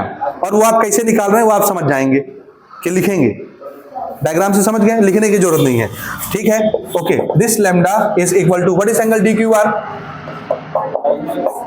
And what is angle DRQ? I2 minus R2। I एक तरफ करो, I1 plus I2, R एक तरफ करो, this is R1 minus R2। This is I1 plus I2, यहां से माइनस साइन कॉमन निकालो, तो ये क्या बन जाएगा R1 प्लस R2। समझ में आ रहा है? And what is R1 plus R2? This is R1 plus R2 A। तो मैं इसको क्या लिख सकता हूं? I1 plus I2 minus A। This is second equation of the prism. ये प्रिज्म का दूसरा इक्वेशन हो गया। कहीं से बनाओ, कैसे बनाओ, ये आएगा। ठीक है? ये क्या हो गया? प्रिज्म का सेकंड इक्वेशन हो गया। पहला इक्वेशन ये याद रखिए, R1 plus R2 angle of prism के बराबर होता है। और दूसरा, अगर इंसिडेंस एंगल के सम में से प्रिज्म का एंगल माइनस कर दिया जाए तो डेविएशन मिल जाता है। कितना डेविएशन हुआ, कितना लाइन झुक गई, कितनी मुड़ गई। ये दूसरा इक्वेशन हो गया। ठीक? तीसरा इक्वेशन देखो, तीसरे इक्वेशन के लिए हम थोड़ा सा स्नेल्स लॉ लेते हैं हेल्प के लिए। ठीक? देखिए,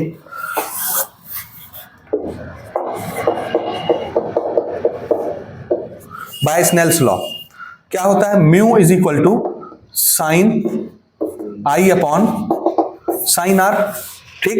लेकिन अगर प्रिज्म बहुत पतला हो, थिन प्रिज्म, बहुत मोटा नहीं है, पतला प्रिज्म है, छोटा सा प्रिज्म है, तो छोटे से प्रिज्म के लिए आप साइन I लो, साइन R लो, या इसको सिंपली I ले लो और सिंपली R ले लो, कोई फर्क नहीं पड़ता। यानी साइन I की वैल्यू और I की वैल्यू दोनों बराबर होती है, साइन R की वैल्यू और R की वैल्यू दोनों बराबर होती है। ये किसके लिए है? फॉर थिन प्रिज्म, पतले प्रिज्म के लिए। किसके लिए?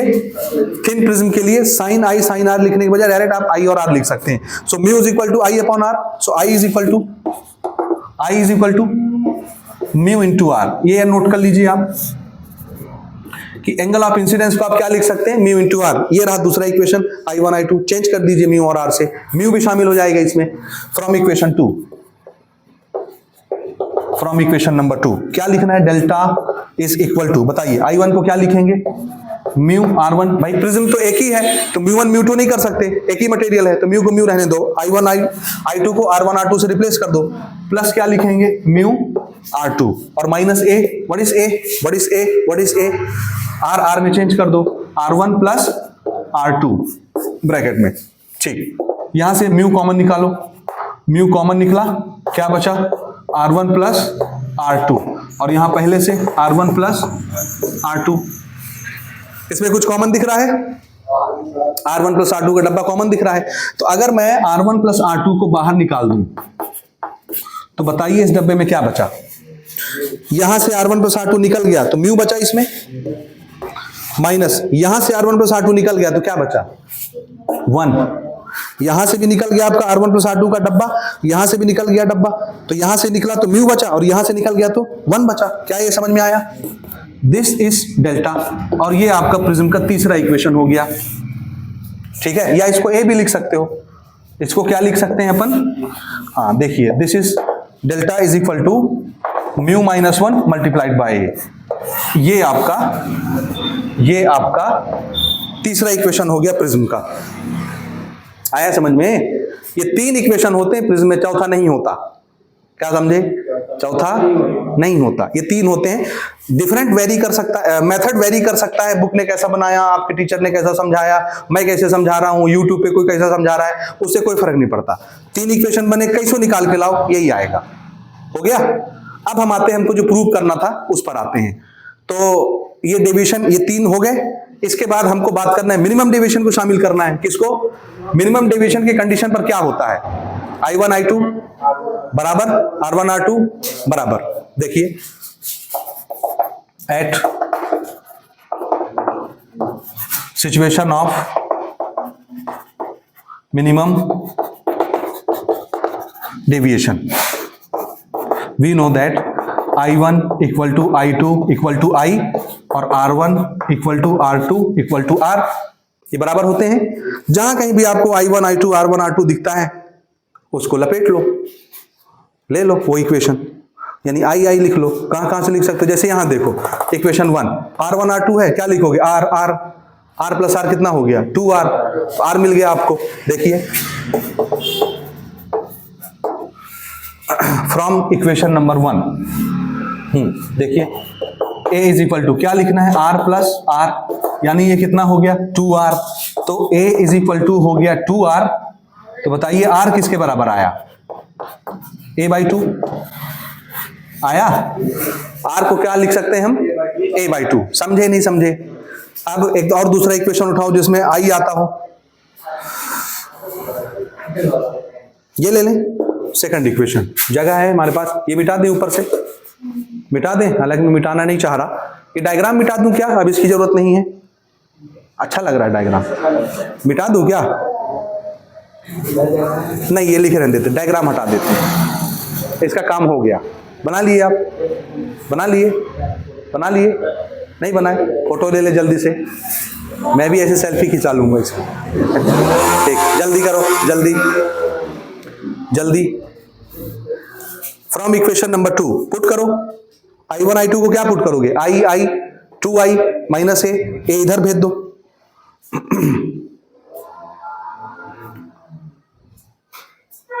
चलो बने रहने दो, जगह एडजस्ट करते हैं। देखिए यहां लिख रहा ना, यहां लिख रहा from equation 2, from equation number 2, what is equation number 2? Delta is equal to I1 plus I2 minus A है ठीक। I1 I2 को क्या लिखना है बताओ? Delta is equal to I plus I minus A, delta is equal to 2I minus A इधर बुलाओ, ये तो और कंजेस्टेड हो जाएगा, हाँ ठीक है, यहाँ जगह है, इसको तो हटा दें यार, ये इसकी तो जरूरत नहीं है, हटा सकते हैं, यहां पर बना लेते हैं। देखिए इतना आया, ये A भेजो इस तरफ, तो A जब इधर आएगा तो क्या हो जाएगा? हाँ, A निगेटिव है, इधर आएगा तो A पॉजिटिव प्लस डेल्टा। अच्छा, ये हम किस सिचुएशन पर बात कर रहे हैं? किस सिचुएशन पर? मिनिमम डेविएशन में जहां भी डेल्टा दिखेगा उसको क्या लिखना है? Delta M, minimum deviation. तो ये हमारा जो डेल्टा है ये क्या बन जाएगा? डेल्टा M, मिनिमम डेविएशन के एंगल बन जाएगा, क्योंकि हमने कंडीशन बता दिया कि मिनिमम डेविएशन के एंगल पर I1 I2 I के बराबर होता है, R1 R2 R के बराबर होता है। तो जहां डेल्टा दिखेगा डेल्टा M बन जाएगा, जहां I1 दिखेगा I हो जाएगा, जहां R1 दिखेगा R हो जाएगा। ठीक, ओके। दिस इधर कितना बचा? 2I बचा, 2 डिवाइड में भेज दो, I किसके बराबर हुआ? A plus delta M divided by 2, ये मिल गया I। यहां से क्या मिल गया? R, और यहां से क्या मिल गया? I। आपके पास R है, आपके पास I है, आपको स्नेल्स लॉ आता है, mu is equal to sine I upon sine R। देखिए by Snell's law, mu is equal to sine I upon sine R. Put the value of I and R. Mu is equal to sine, what is value of I? This is value of I, A plus delta M upon 2, ठीक है, divided by what is value of R? What is value of R? a by 2. So this is a by 2 और यहां लिख देते हैं सामने mu, और ये डायग्राम थोड़ा सा इधर कर देते हैं, ठीक है. यही लाना था, यही प्रूव करना था, ठीक. ये आपका आ गया, ठीक, ठीक है.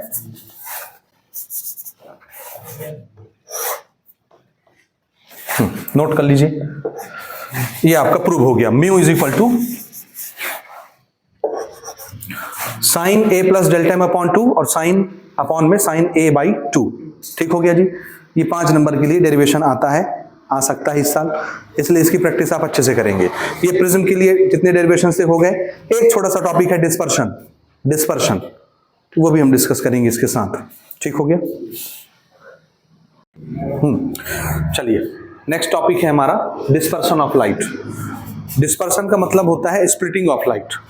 लाइट का अलग अलग कलर्स में टूट जाना, और ये काम करता है आपका प्रिज्म. ठीक, तो अभी हमारे पास प्रिज्म भी है, तो हम लोग थोड़ा सा देखेंगे भी प्रिज्म कैसा होता है. ठीक, होता कुछ नहीं है, कांच का ये डिजाइन है ना जी. कोई विशेषता नहीं रहती इसमें. ये कांच का एक टुकड़ा है, ऐसा दिखता है प्रिज्म.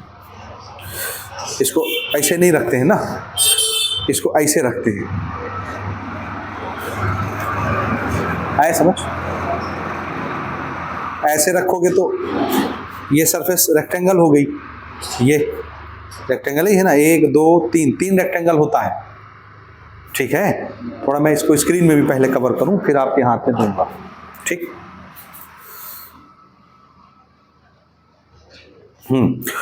ये हमारा प्रिज्म है.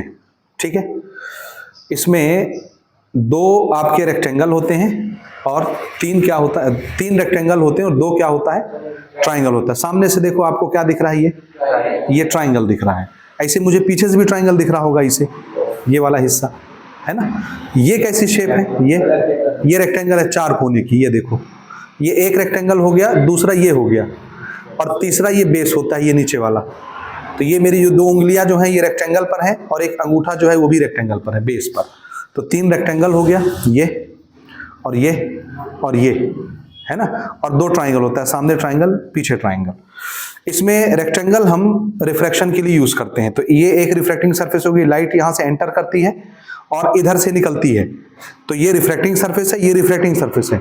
ये ट्राइंगल नॉन रिफ्रैक्टिंग सरफेस होता है, ये वाला ट्राइंगल भी नॉन रिफ्रैक्टिंग सरफेस होता है, और ये बेस भी नॉन रिफ्रैक्टिंग सरफेस होता है.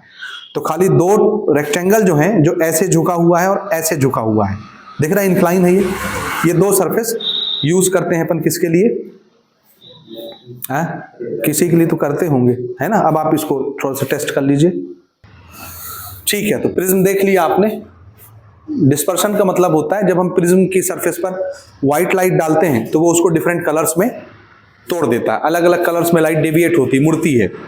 इसका ये मतलब है प्रिज्म का जो रिफ्रैक्टिव इंडेक्स है, कांच का रिफ्रैक्टिव इंडेक्स, कांच का बना हुआ है प्रिज्म, और अलग अलग तरह का कांच आता है मार्केट में. ये फ्लिंट ग्लास का है शायद, ये क्राउन ग्लास का होगा.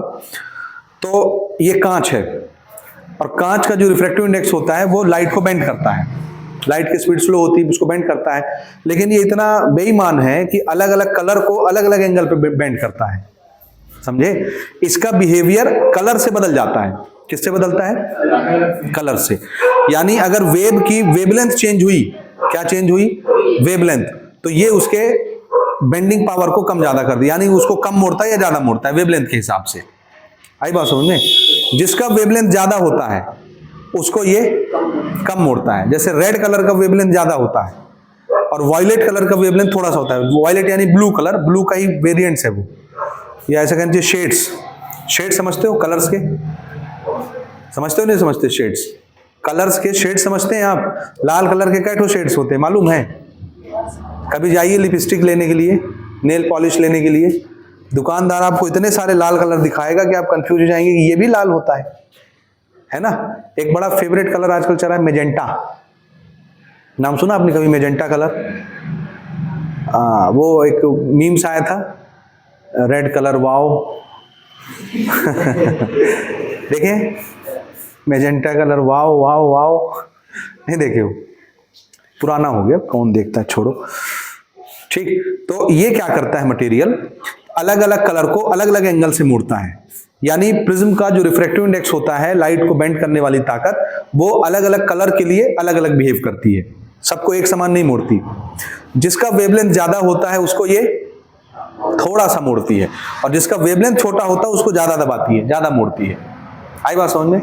एक रिलेशन बनाया था कॉची ने, इस तरह का कुछ रिलेशन होता है, कॉचीज रिलेशन बोलते हैं, हालांकि हमको जरूरत नहीं है इसकी।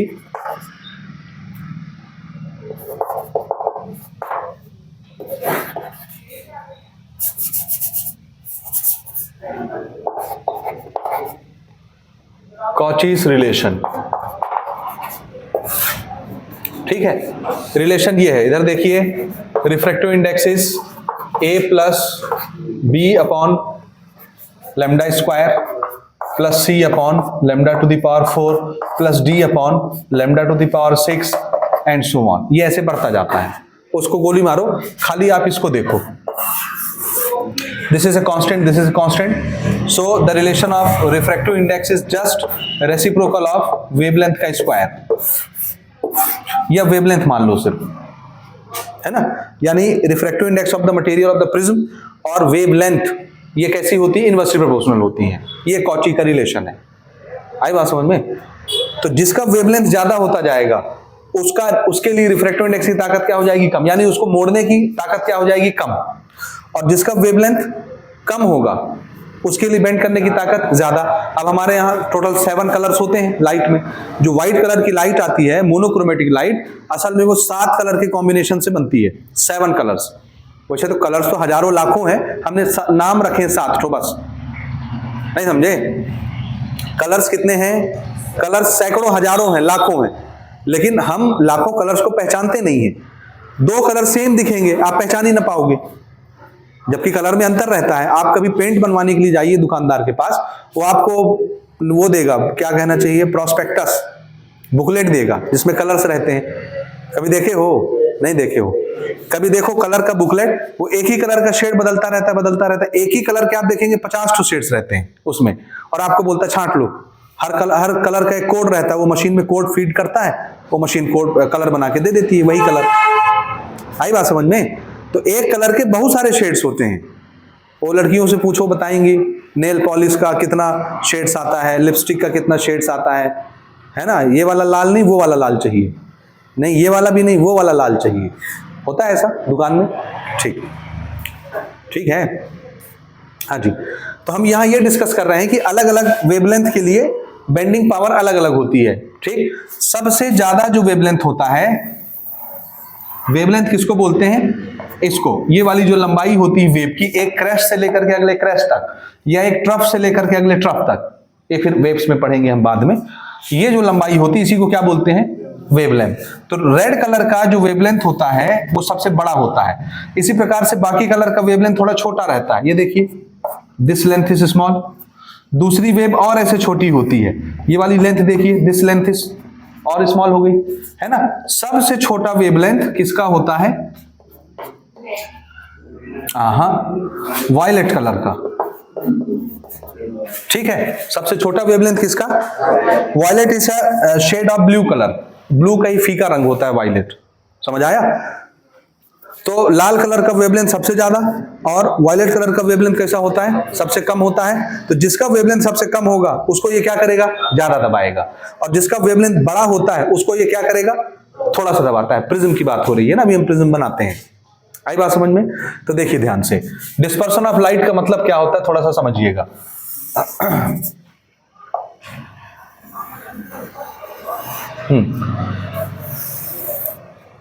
Suppose this is a prism. मान लो ये क्या है? ये एक प्रिज्म है, हालांकि थोड़ा टेढ़ा मेढ़ा बना हुआ है क्योंकि एंगल हम यहां पे नहीं नाप रहे हैं ना। ऐसे मान लो, ठीक है, ये प्रिज्म है। समझ आई बात? इतने बड़े प्रिज्म की जरूरत नहीं है हमको।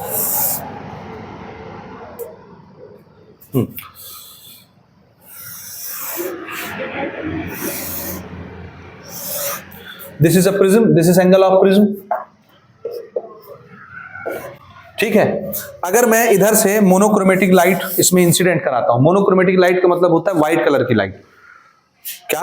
व्हाइट कलर की लाइट। व्हाइट कलर की लाइट जो होती है basically it is mixture of various colour. साथ हमने नाम रखे विबग्योर। विबग्योर समझते हैं? Violet, indigo, blue, green, yellow, orange, red, 7 colour VIBGYOR बोलते हैं शॉर्टकट में, है ना। तो हम ये मानते हैं कि सन से जो लाइट आती है व्हाइट लाइट, वो बेसिकली 7 कलर से मिलकर के बनी होती है, ठीक है। उसमें 7 कलर होते हैं। 7 कलर जब मिक्स हो जाती है तो उसका कलर सफेद हो जाता है, इसलिए वो व्हाइट दिखती हैं। समझ गए? तो अगर मैं इस प्रिज्म में ऐसे मोनोक्रोमेटिक लाइट डालूं, मोनोक्रोमेटिक का मतलब होता है सिंगल कलर की लाइट। वैसे आप डिटेल से बाद में समझेंगे मोनोक्रोमेटिक किसको बोलते हैं, वो हम बाद में डिस्कस करेंगे डिटेल के साथ, ठीक है। ठीक है, फिलहाल के लिए मान लीजिए this light is white light. जब हम इसको इंसिडेंट कराते हैं, आपको पता है ये नॉर्मल है मान लो, तो ये जितना एंगल बना के जाएगी, this is angle of incidence. जिधर जाना चाहिए उधर जाती नहीं है, ऐसे बेंड होती है, यहां पर आ गई, ठीक है, अपने ओरिजिनल डायरेक्शन से नीचे बेंड हो जाती है, ऐसे ये पढ़ चुके हैं अपन, है ना। और उसके बाद जब दूसरी सरफेस पर पहुंचते हैं तो दूसरी सरफेस का नॉर्मल भी ऐसा है, this is N1, this is N2, है ना। इसको जाना ऐसे चाहिए, लेकिन ये अब डेंसर मीडियम से रेयर मीडियम में निकलती तो क्या होती, मुड़ जाती है। तो ये इधर ऐसे मुड़ती है, ये बेंड हो गई। आई बात समझ? समझे? और ये रास्ता इसका ओरिजिनल रास्ता है, ये this is the original path. अगर मीडियम नहीं बदलता तो लाइट इधर गई होती सीधे। ठीक हो गया? आया समझ में? ठीक। अच्छा, यहां से हम डालते हैं व्हाइट कलर की बीम, व्हाइट कलर की लाइट। ये लाइट यहां से जाती है, यहीं से रिफ्रैक्शन होता है, और रिफ्रैक्शन होने के बाद ये अलग अलग कलर में टूटना शुरू हो जाती है। यहां पहुंचती है, फिर से रिफ्रैक्शन होता है। और अभी अभी मैंने बताया कि प्रिज्म का जो रिफ्रैक्टिव इंडेक्स होता है, मटेरियल का जो रिफ्रैक्टिव इंडेक्स होता है, वो अलग अलग कलर के लिए अलग अलग बिहेवियर दिखाता है। समझ आया? एक ही मटेरियल है, सेम सिंगल मटेरियल है, सिंगल रिफ्रैक्टिव इंडेक्स है, लेकिन एक मीडियम का रिफ्रैक्टिव इंडेक्स अलग अलग कलर के लिए अलग अलग बिहेवियर दिखाता है, अलग अलग डेविएशन दिखाता है। समझ आया? तो हमने अभी बताया कि वॉयलेट कलर का वेवलेंथ छोटा होता है और रेड कलर का वेवलेंथ बड़ा होता है। वॉयलेट का वेवलेंथ छोटा होने के चक्कर में उसके लिए रिफ्रैक्टिव इंडेक्स ज्यादा हो जाता है, वो उसको ज्यादा दबाता है। और रेड कलर का वेवलेंथ कैसा होता है? ज्यादा होता है, इसलिए अगर वेवलेंथ ज्यादा हो गया तो रिफ्रैक्टिव इंडेक्स कम हो गया, इनवर्सली प्रोपोर्शनल हो गया ये। समझ आया? इसलिए उसको कम दबाता है। तो हम ये देखते हैं कि वॉयलेट कलर की जो लाइट है ये ज्यादा दबती है, और रेड कलर की लाइट जो है वो ऐसे थोड़ा सा दबती है। मैं मान लेता हूं कि दिस इज वॉयलेट कलर। ये समझ आया? आ रहा है कि नहीं आ रहा है? ये डिफरेंट कलर्स ऐसे बना देते हैं हम, 1 2 3 4 5 6। Suppose this is 7। ठीक, तो इसके नाम देखिए ना। अगर मैं यहां पर ऐसे स्क्रीन रखता हूं, देखिएगा ऐसे अगर हम स्क्रीन रख देते हैं,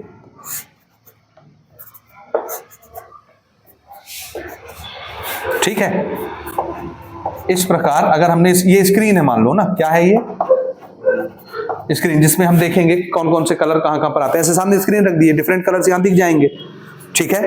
तो इसमें हम ये देखते हैं कि ये हमारी जो कलर है वॉयलेट, ये सबसे नीचे होती है, और सबसे ऊपर कौन सा होता है? रेड। बीच में वॉयलेट के बाद इंडिगो, ब्लू रहेगा यहां ना, फिर ग्रीन, फिर येलो, ऑरेंज, उसके बाद रेड। ये इस तरह से अलग अलग कलर को ये दबाता है। समझ आया? और ये सब कहां से देखते हैं? जैसे मान लो ये सब यहां आया, दिख रहा है, this is deviation angle. Original path और इमर्जेंट रे के बीच ये जो एंगल होता है, ये एंगल क्या होता है? एंगल ऑफ डेविएशन होता है। क्या ये बात समझ में आ रही है आपको या नहीं आ रही? आ रही है?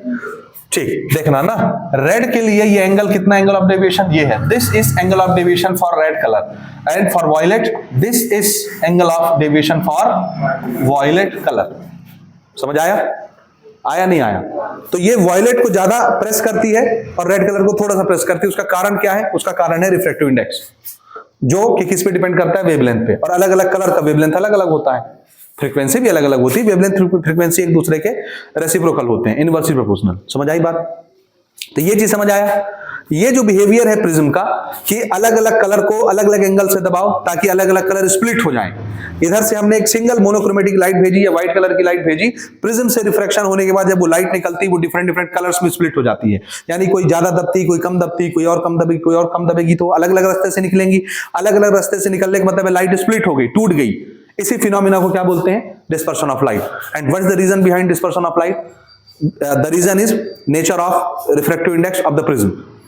ये अलग अलग कलर के लिए अलग अलग बिहेवियर रखता है, अलग अलग कलर को अलग अलग डेविएट करता है। This is the reason. समझ आई बात? और इसमें कुछ नहीं है, इसको लिख लें स्टेटमेंट, ठीक है। ये कॉचीज का रिलेशन है, इसकी भी हमको आवश्यकता नहीं है, लेकिन आप इसको समझने के लिए यूज कर सकते हैं। इसको नोट कर लीजिए। When white light passes through the prism, जब प्रिज्म से व्हाइट लाइट पास कराई जाती है, it gets splitted into its constituent color। White colour जितने कलर से बनी होती है उतने कलर में वो बिखर जाती है, स्प्लिट हो जाती है। इसी फिनोमिना को क्या बोलते हैं? Dispersion of light. और कलर्स जो हमको इकट्ठे मिलते हैं, इन पूरे कलर्स के कॉम्बिनेशन को क्या बोलते हैं? स्पेक्ट्रम। स्पेक्ट्रम, ठीक। और ये स्पेक्ट्रम किस ऑर्डर में रहता है? विबग्योर समझ रहे हैं? Violet, indigo, blue, green, yellow, orange, red, VIBGYOR, 7 colours, ठीक है। कलर तो वैसे भी और ज्यादा होते हैं, लेकिन ये नाम हम जानते हैं। रीजन क्या है डिस्पर्शन का? The separation of different colours present in the white light is because of different deviation suffered by different colours when they pass through the prism. अलग अलग कलर जो होता है वो अलग अलग डेविएशन सफर करता है, यानी उसको अलग अलग प्रिज्म मोड़ता है अलग अलग एंगल पर, इसलिए सारे कलर अलग अलग निकलते हैं। इसी को बोलते हैं डिस्पर्शन ऑफ लाइट। यानी प्रिज्म का रिफ्रैक्टिव इंडेक्स जो होता है वो एक मीडियम का रिफ्रैक्टिव इंडेक्स अलग अलग कलर के लिए अलग अलग डेविएशन दिखाता है। समझ आई बात? ये हो गया। अब कितना डेविएशन है इसको नापने के लिए हमने एक एंगल बनाया जिसको कहते हैं डिस्पर्शन एंगल। क्या कहते हैं? यानी कितना डिफरेंस आएगा अलग अलग कलर में, उसको नापने के लिए हमने एक टर्म क्या बनाया? Dispersion angle. What is dispersion angle? देखिए, सबसे ज्यादा कौन सी लाइन मुड़ती है? वायलेट। सबसे कम कौन सी मुड़ती है? रेड। तो ये दोनों के बीच का गैप है। ये पूरा एंगल किसका हो गया? वायलेट को मोड़ने का। ये एंगल किसका हो गया? रेड को मोड़ने का। तो टोटल डिस्पर्शन कितना हुआ? आंसर है इन दोनों के बीच का एंगल ये। तो हम बड़े एंगल से छोटे एंगल को माइनस कर देते हैं। This is angle of dispersion. समझ आया? वैसे ये कलर यहीं से नहीं निकलते, यहीं से बिखरना शुरू हो जाते हैं ऐसे, ये समझ रहे हैं? फिर आप डायग्राम दूसरे हिसाब से बनाएंगे, ये यहीं से बिखरते हैं फिर और जाके नीचे चले जाते हैं। मैं फिर से एक बार इसको दिखा देता हूं कैसे बनाना है।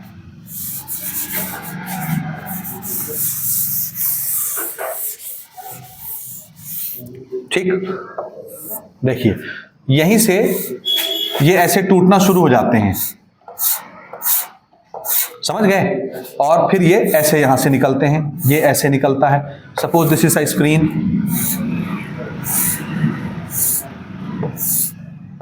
ऐसे, ठीक है।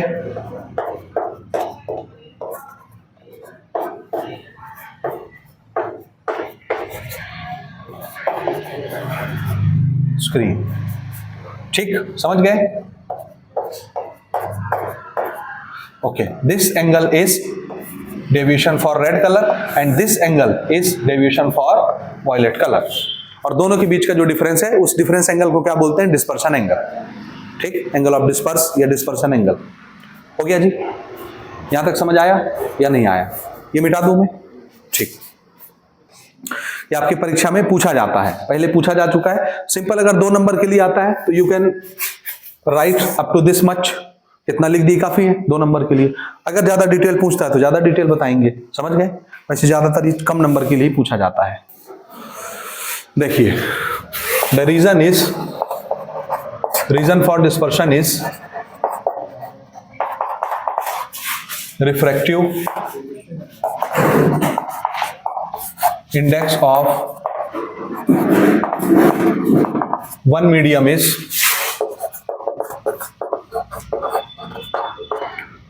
different for different colors। ठीक है, अलग अलग कलर के लिए रिफ्रैक्टिव इंडेक्स कैसा होता है? अलग अलग माना जाता है। अलग अलग कलर के लिए एक ही मीडियम का रिफ्रैक्टिव इंडेक्स कैसा हो जाता है? अलग अलग हो जाता है। इसलिए डेविएशन कैसा होता है? इसलिए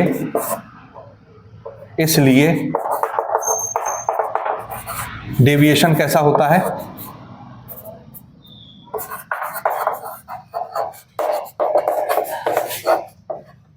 डिफरेंट, अलग अलग एंगल पर अलग अलग कलर्स निकलती हैं, सबके लिए डेविएशन अलग अलग हो जाता है। समझ आया कि नहीं आया? तो इसमें हमने ये देखा कि जिसका वेवलेंथ छोटा होता है उसके लिए डेविएशन कैसा होता है? ज्यादा।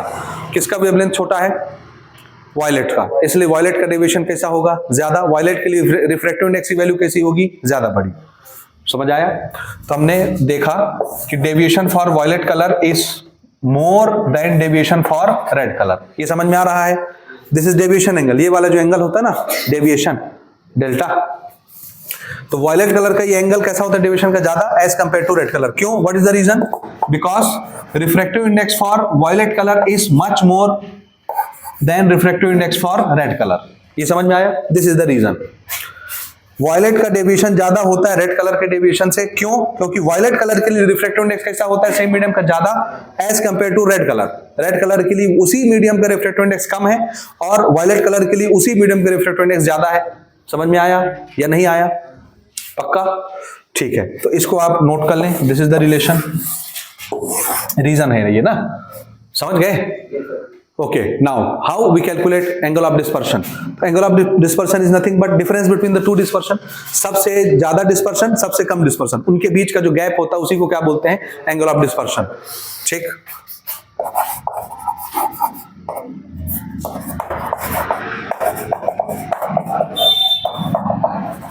एंगल ऑफ डिस्पर्शन को मैं थीटा से दिखाऊंगा and this is nothing but difference between two deviation. सबसे ज्यादा डेविएशन में से सबसे कम डेविएशन को माइनस कर दीजिए। समझ आया? इसको अभी पिछली क्लास में हमने म्यू की भाषा में चेंज किया हुआ है। 3 इक्वेशन बनाए थे हमने, याद है? अच्छा देखो, इसको आप ऐसे भी दिखा सकते हैं ना। देखिए, this is the prism, this is white light, ये यहां से गई, ये यहां से गई, ठीक, ये ऐसे टूट गया, ये ऐसे टूट गया। This is the screen, this is violet colour, this is red colour. बीच के कलर में नहीं बना रहा, आ रहा समझ?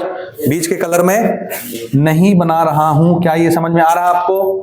आ रहा है। ओके, अब this is the original path, ठीक, ये एक एंगल, ये दूसरा एंगल, यहां मिल जाएंगे ऐसे जाके, ठीक। This is deviation for red colour and this is deviation for violet colour and this difference दोनों के बीच बड़ा एंगल माइनस छोटा एंगल, ये एंगल बना, this angle is angle of dispersion.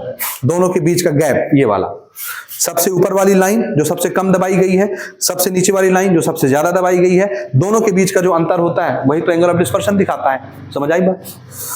ठीक, तो ये ऐसे निकलता है। अच्छा, पिछली क्लास में बात करा था हमने, प्रिज्म के 3 इक्वेशंस बनाए थे। पहला इक्वेशन क्या था, याद है? Angle A is equal to R1 plus R2। दूसरा इक्वेशन क्या था? Delta is equal to I1 plus I2 minus angle A। और तीसरा इक्वेशन क्या था? Delta is equal to mu minus 1 multiplied by A। याद आया? ये 3 इक्वेशन थे, mu minus 1 multiplied by A। तो इसमें रिफ्रैक्टिव इंडेक्स के साथ कनेक्शन कौन सा इक्वेशन बताता है? ये वाला इक्वेशन बताता है, म्यू माइनस 1 इंटू ए। चेंज कर दो इसको, क्या लिख सकते हो इसको? म्यू की भाषा में, डेल्टा है, इसको म्यू की भाषा में लिखना है। क्या लिखना है? Mu minus 1 multiplied by A.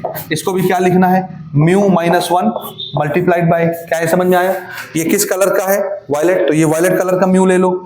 ये रेड कलर का डेविएशन है तो ये रेड कलर का म्यू ले लो। समझ आया? आया? अब इसमें क्या कर सकते हैं अपन? ए कॉमन निकाल लो,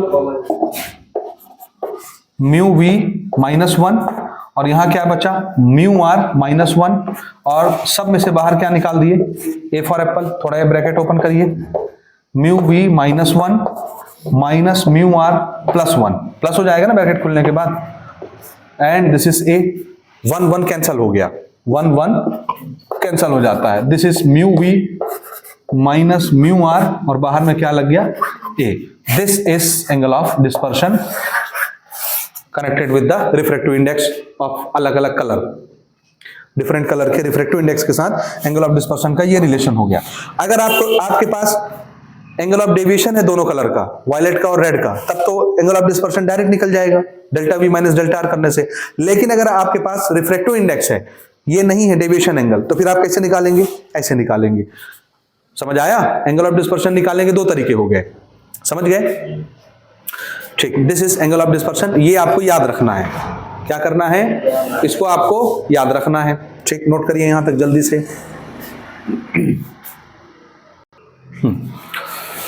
एक छोटा सा टॉपिक है इसी के साथ, power of dispersion, dispersive power of the prism. Question कैसे बनता है, dispersive power of the prism. ठीक, so what is power of dispersion या dispersive power of the prism? वैसे इसको डिस्पर्शन पावर लिखना चाहिए। सो यहां देखिए, dispersive power of the material या of the prism it is its ability to disperse the constituent colour of incident light. यानी ये एक प्रिज्म की, एक मटेरियल की ताकत होती है कि वो कितने आसानी से लाइट को स्प्लिट कर देता है। लाइट को डिस्पर्स करने की जो ताकत होती है मीडियम की, वो ताकत क्या कहलाती है, डिस्पर्सिव पावर। इसको कैसे हम निकालते हैं? तो आंसर है ये कुछ नहीं, this is a ratio. This is what, this is equal to the ratio of angular dispersion यानी angle of dispersion to the mean deviation produce by the prism, it is denoted by omega. यानी dispersive power को किससे दिखाएंगे हम, omega से दिखाएंगे। अब ये होता क्या है, ये रेशियो है, देखिएगा ना, डिस्पर्सिव पावर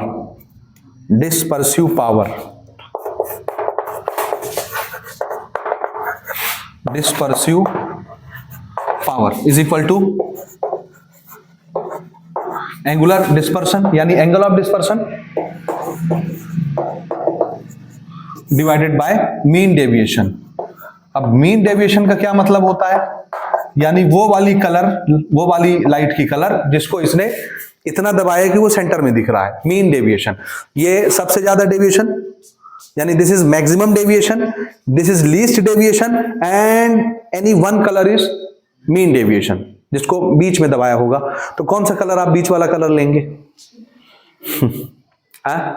हम लोग मीन डेविएशन मानते हैं येलो कलर को। किसको मानते हैं? Yellow colour. आई बात समझ में? किसको मानते हैं मीन डेविएशन? येलो कलर को। समझ आई बात? ठीक, देखिए डिस्पर्सिव पावर को किससे दिखाते हैं? ओमेगा, एंगुलर डिस्पर्शन को थीटा और मीन डेविएशन को डेल्टा एम। याद है? ये फॉर्मूला लिखने का तरीका हो गया। कभी कभी आपके एग्जाम में पूछता भी है, right the relation between dispersive power of the prism and angular dispersion या मीन डेविएशन। क्या क्या टर्म यूज करेगा? डिस्पर्सिव पावर, एंगुलर डिस्पर्शन या एंगल ऑफ डिस्पर्शन और मीन डेविएशन। तो ये उसका रिलेशन है, याद रहेगा।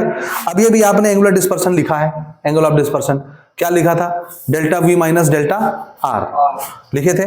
तो इसको उस भाषा में अगर हम चेंज करें तो क्या लिखेंगे इसको? Delta V minus delta R and this is delta M. आया समझ? इसको चेंज करिए भला रिफ्रैक्टिव इंडेक्स के फॉर्मूले में। ये भी एक फॉर्मूला पैटर्न बन गया ना, दिख रहा है? This is again a formula pattern.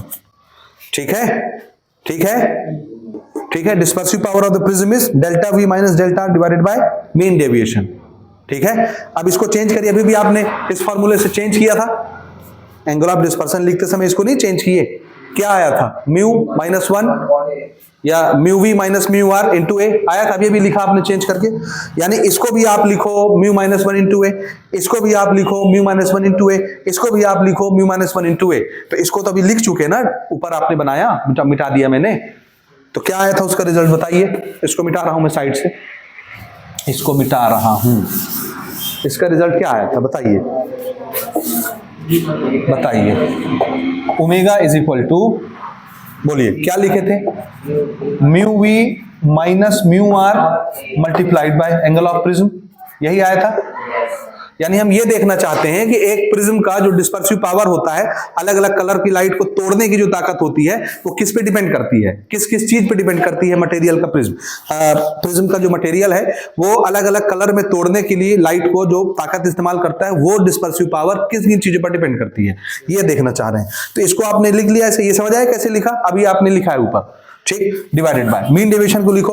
तो मीन डेविएशन में आप किस कलर का रिफ्रैक्टिव इंडेक्स लेंगे? येलो। हमने एग्री किया आपस में बैठ के, कोई कह रहा था ग्रीन ले लो, कोई कह रहा था येलो ले लो, ज्यादा लोग येलो बोले तो हमने येलो मान लिया मीन डेविएशन। समझ गए? तो इसको क्या लिखेंगे?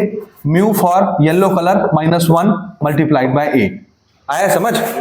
ये ठीक लिखा हूं इस फॉर्मूले से। डेल्टा को म्यू में चेंज कर दो इस फॉर्मूले से। अरे भैया इसको भी आपने वैसे ही चेंज किया, इसको भी वैसे चेंज किया, माइनस वन कट जा रहा था, ठीक। तो ये बचा, ये समझ आया? अब देखो जब आप ऐसे लिख लोगे तो ए भी क्या हो जाएगा? कट जाएगा, यानी एंगल ऑफ प्रिज्म भी खत्म हो गया।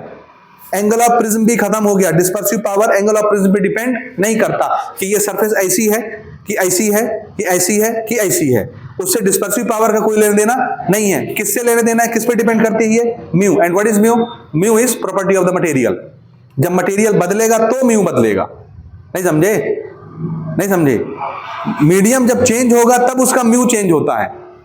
और एंगल तो आप इसके सरफेस को ऐसे करके ऐसे करके ऐसे करके ऐसे करके चेंज कर सकते हो, तो वो एंगल पे सरफेस पे डिपेंड नहीं करता। सरफेस चाहे आप ऐसे रखो चाहे ऐसे रखो चाहे ऐसे रखो, उसको जितना बेंड करना है, जितनी लाइट को स्प्लिट करना है वो उतनी करेगा। वो किस पे डिपेंड करता है कि कौन से मटेरियल का आपने प्रिज्म बनाया है, म्यू ये बताता है। ठीक है,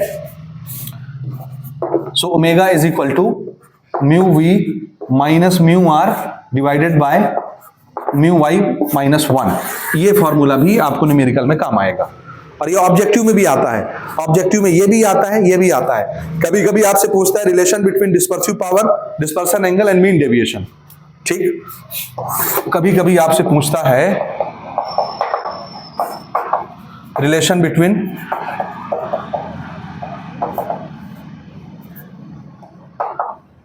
डिस्पर्सिव पावर और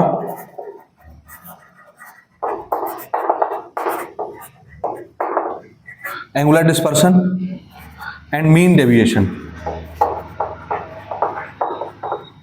तो आपको ये फॉर्मूला याद करना है, omega is equal to theta upon mean deviation, और theta is equal to omega multiplied by mean deviation. आए समझ? ये फॉर्मूला याद करना है, इन्हीं को रिलेट करके लिख लेना है जिसके बारे में पूछेगा। अगर वो एंगल ऑफ डिस्पर्सन पूछ रहा है तो बाकी को उस तरफ कर देना, अगर वो डिस्पर्सिव पावर पूछ रहा है तो ऐसे लिख देना, अगर वो मीन डेविएशन पूछ रहा है तो इसको यहां बुला लेना, इसको वहां भेज देना। समझ आया? तो इस तरह से हम फॉर्मूला बना बना के रिलेट कर सकते थे। इसमें आपको ये फॉर्मूला याद रखना है, ये डिस्पर्सिव पावर का। हो गया जी। तो प्रिज्म के टॉपिक में इतनी ही चीजें हैं बस, अब आपको सिर्फ न्यूमेरिकल प्रैक्टिस करना है इसके अलावा। हो गया जी, नोट कर लें यहां तक। चलिए एक क्वेश्चन बनाते हैं प्रिज्म के ऊपर। अभी अभी आपने प्रिज्म का पूरा टॉपिक पढ़ा हुआ है ना, तो उससे रिलेटेड एक क्वेश्चन देखिए। क्वेश्चन है the refractive index of material of prism and refracting angle are √2। क्या क्या दिया है? रिफ्रैक्टिव इंडेक्स और रिफ्रैक्टिंग एंगल। रिफ्रैक्टिंग एंगल किसको बोलते हैं अपन? रिफ्रैक्टिंग एंगल, रिफ्रैक्टिंग सरफेस के बीच बनने वाला एंगल। प्रिज्म में रिफ्रैक्टिंग सरफेस कौन सा होता है? ये दो ठो, इसके बीच जो एंगल बनता है उस एंगल को क्या बोलते हैं? Angle of prism. इसका मतलब रिफ्रैक्टिंग एंगल का मतलब क्या होता है? Angle of prism. आ गया समझ? सो रिफ्रैक्टिंग एंगल यानी एंगल ऑफ प्रिज्म है 60 डिग्री, और मटेरियल का रिफ्रैक्टिव इंडेक्स दिया हुआ है √2। समझ में आया कि नहीं आया? हम गिवन बना लेते हैं। गिवन में रिफ्रैक्टिव इंडेक्स को कैसे दिखाते हैं? म्यू से। इसकी वैल्यू दी हुई है √2, और रिफ्रैक्टिंग एंगल का मतलब है एंगल ऑफ प्रिज्म। ये कितना दिया हुआ है? 60 डिग्री। समझ में आ गया यहां तक गिवन डाटा? ओके, क्वेश्चन क्या है? Find angle of incidence. हमको क्या निकालना है? Angle of incidence for the position of minimum deviation. जब प्रिज्म में मिनिमम डेविएशन का कंडीशन होता है उस समय आपको आई निकालना है। देखिएगा ध्यान से, हमने एक फॉर्मूला बनाया है स्नेल्स लॉ में, mu is equal to sine I upon sine R. याद है कि नहीं है? है ना? फिर हमने क्या किया था मिनिमम डेविएशन के टॉपिक में? याद कीजिए, I1 I2 बराबर हो जाता है और R1 R2 बराबर हो जाता है, और ये सब करके पूरा डेरिवेशन करके हमने रिफ्रैक्टिव इंडेक्स का फॉर्मूला क्या निकाला? Sine A plus delta M upon 2 divided by sine A by 2। याद आया? बनाए फॉर्मूला? तो आपको ये फॉर्मूला भी याद रखना है अगर आप प्रिज्म के न्यूमेरिकल बनाना चाहते हैं तो। और एज वेल एज वो 3 इक्वेशन जो प्रिज्म के हमने बनाए हैं वो 3 इक्वेशन याद रखना है। Angle A is equal to R1 plus R2 पहला इक्वेशन है ना? दूसरा क्या है? Delta is equal to I1 plus I2 minus है। तीसरा क्या है? तीसरा mu is equal to delta is equal to mu minus 1 multiplied by A। ये 3 रिलेशन आपको याद रखने हैं। पहला क्या बताया मैंने? A is equal to R1 plus, यानी प्रिज्म का न्यूमेरिकल बनाने के लिए आपके पास ये डाटा अवेलेबल होना चाहिए हर समय। दूसरा इक्वेशन क्या बताया? Delta is equal to I1 plus I2 minus A, और तीसरा क्या बताया, delta is equal to mu minus 1 multiplied by. ये तीन रिलेशन हर समय आपको याद रखना है, और ये कंडीशन था मिनिमम डेविएशन का, याद आया है मिनिमम डेविएशन का। तो बताइए ये a plus delta M upon 2 ये किसकी जगह पर है, आई। इसका ये मतलब है कि मिनिमम डेविएशन पर अगर आपको एंगल ऑफ इंसिडेंस निकालना है तो आपको इसकी वैल्यू निकालनी पड़ेगी, यानी आई आई आई आई आई। देखिए देखिए, we know that at condition of minimum deviation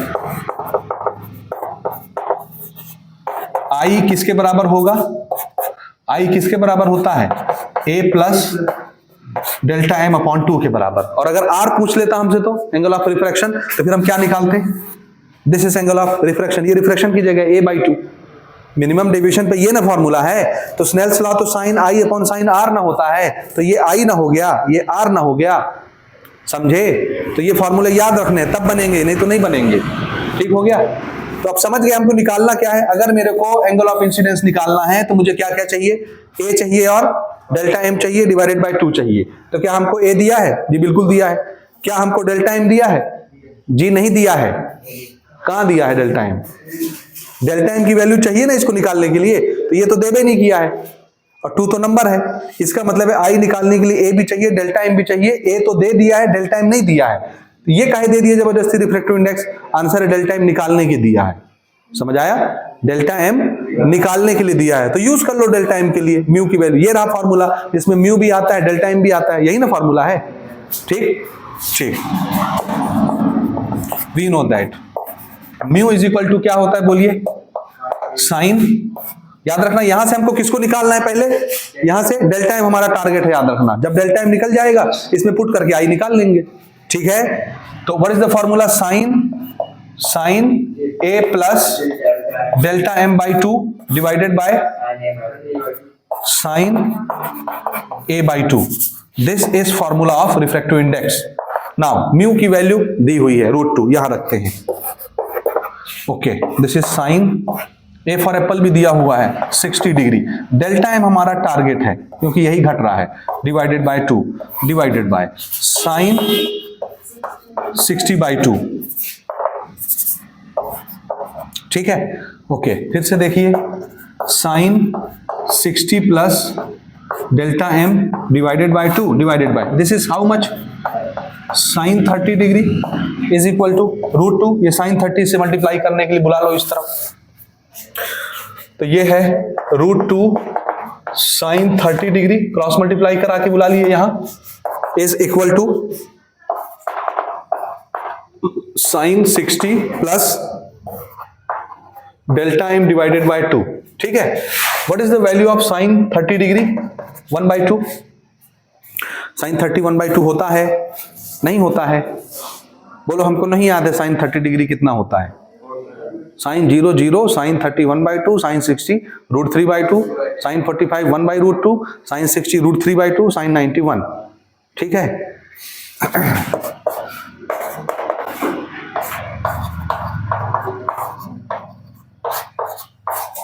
हो गया, अच्छा ये कट जाएगा, देखो कट जाएगा, बताओ कितना बचेगा कट के,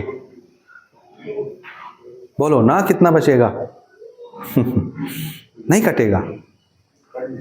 12वीं का विद्यार्थी अगर यहां अटक जा रहा है तो मतलब उसकी 12वीं की परीक्षा की तैयारी सही नहीं चल रही है। 2 बचेगा कॉन्फिडेंटली, 1/√2 बचेगा। 2 को लिखेंगे √2 इंटू √2, एक √2 कट गया, एक √2 नीचे बचा, बोलो नहीं समझ में आया। 2 को √2 इंटू √2 नहीं लिख सकते, लिख सकते हैं, तो एक √2 कट तो गया, एक √2 इसमें बच गया। अच्छा ठीक ठीक ठीक, sine 60 plus delta m divided by 2, ठीक है, ठीक है, ओके। इधर साइन है, इसको भी साइन बनाओ। याद करो साइन के किस एंगल के लिए ये वैल्यू 1/√2 होती है, कितने डिग्री पर, 45। तो इसको क्या मैं ये नहीं लिख सकता, साइन 45, इधर है sine 60 plus delta m divided by 2, लिख सकते हैं ऐसा, दोनों तरफ साइन साइन हो गया, साइन कैंसिल हो गया, इधर है 45, इधर क्या बचा, साइन अगर हट गया तो ठीक, तो इधर बुला लो, मल्टीप्लाई 2, ये कितना हो गया 90 is equal to 60 plus delta M. अब ये उधर प्लस में 60, इधर बुलाओ, बताइए मिनिमम डेविएशन का एंगल कितना आ गया 30 डिग्री। तो क्या हमको ये डेल्टा एम निकालना था, क्या हमसे एंगल ऑफ इंसिडेंस पूछा था, लेकिन हमको ये घट रहा था, हमने निकाल लिया। अब आप यहां पुट कर दीजिए, आई निकल जाएगा। Therefore angle of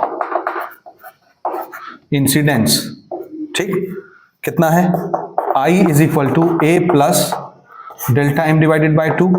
I is equal to A कितना है 60, डेल्टा एम कितना निकाले 30 डिवाइडेड बाय 2, बोलो ये हुआ 90 अपॉन 2 और आई कितना हो गया 45 degree. This is the answer, angle I is equal to 45 degree. ठीक हो गया जी, नोट करेंगे इसको। चलो जी, next question, the refractive angle of prism is 60 degree. What is refractive angle? Refractive index होता है, रिफ्रैक्टिव एंगल क्या चीज है, याद रखना, प्रिज्म में सिर्फ एक ही एंगल होता है, वो एंगल ऑफ प्रिज्म है। उसको चाहे किसी भी नाम से दे, आपको क्या मानना है, एंगल ऑफ प्रिज्म। यानी गिवन में आपको क्या दिया है, रिफ्रैक्टिव एंगल बोल के, एंगल ऑफ प्रिज्म ए से रिप्रेजेंट करते हैं 60 degree. If angle of minimum deviation is 38, क्या बता दिया, डेल्टा एम कितना बता दिया 38 degree, this is angle of minimum deviation, ये बता दिया।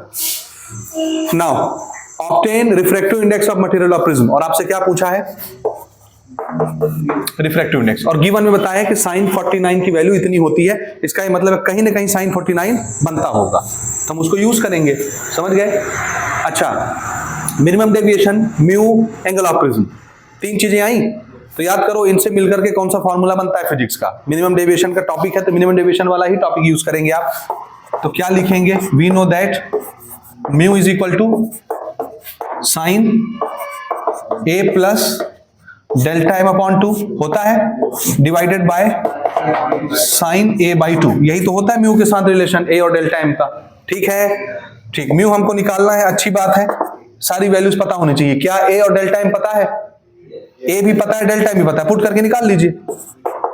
Sign, what is A 60, what is delta M 38 divided by 2 divided by sine 60 by 2।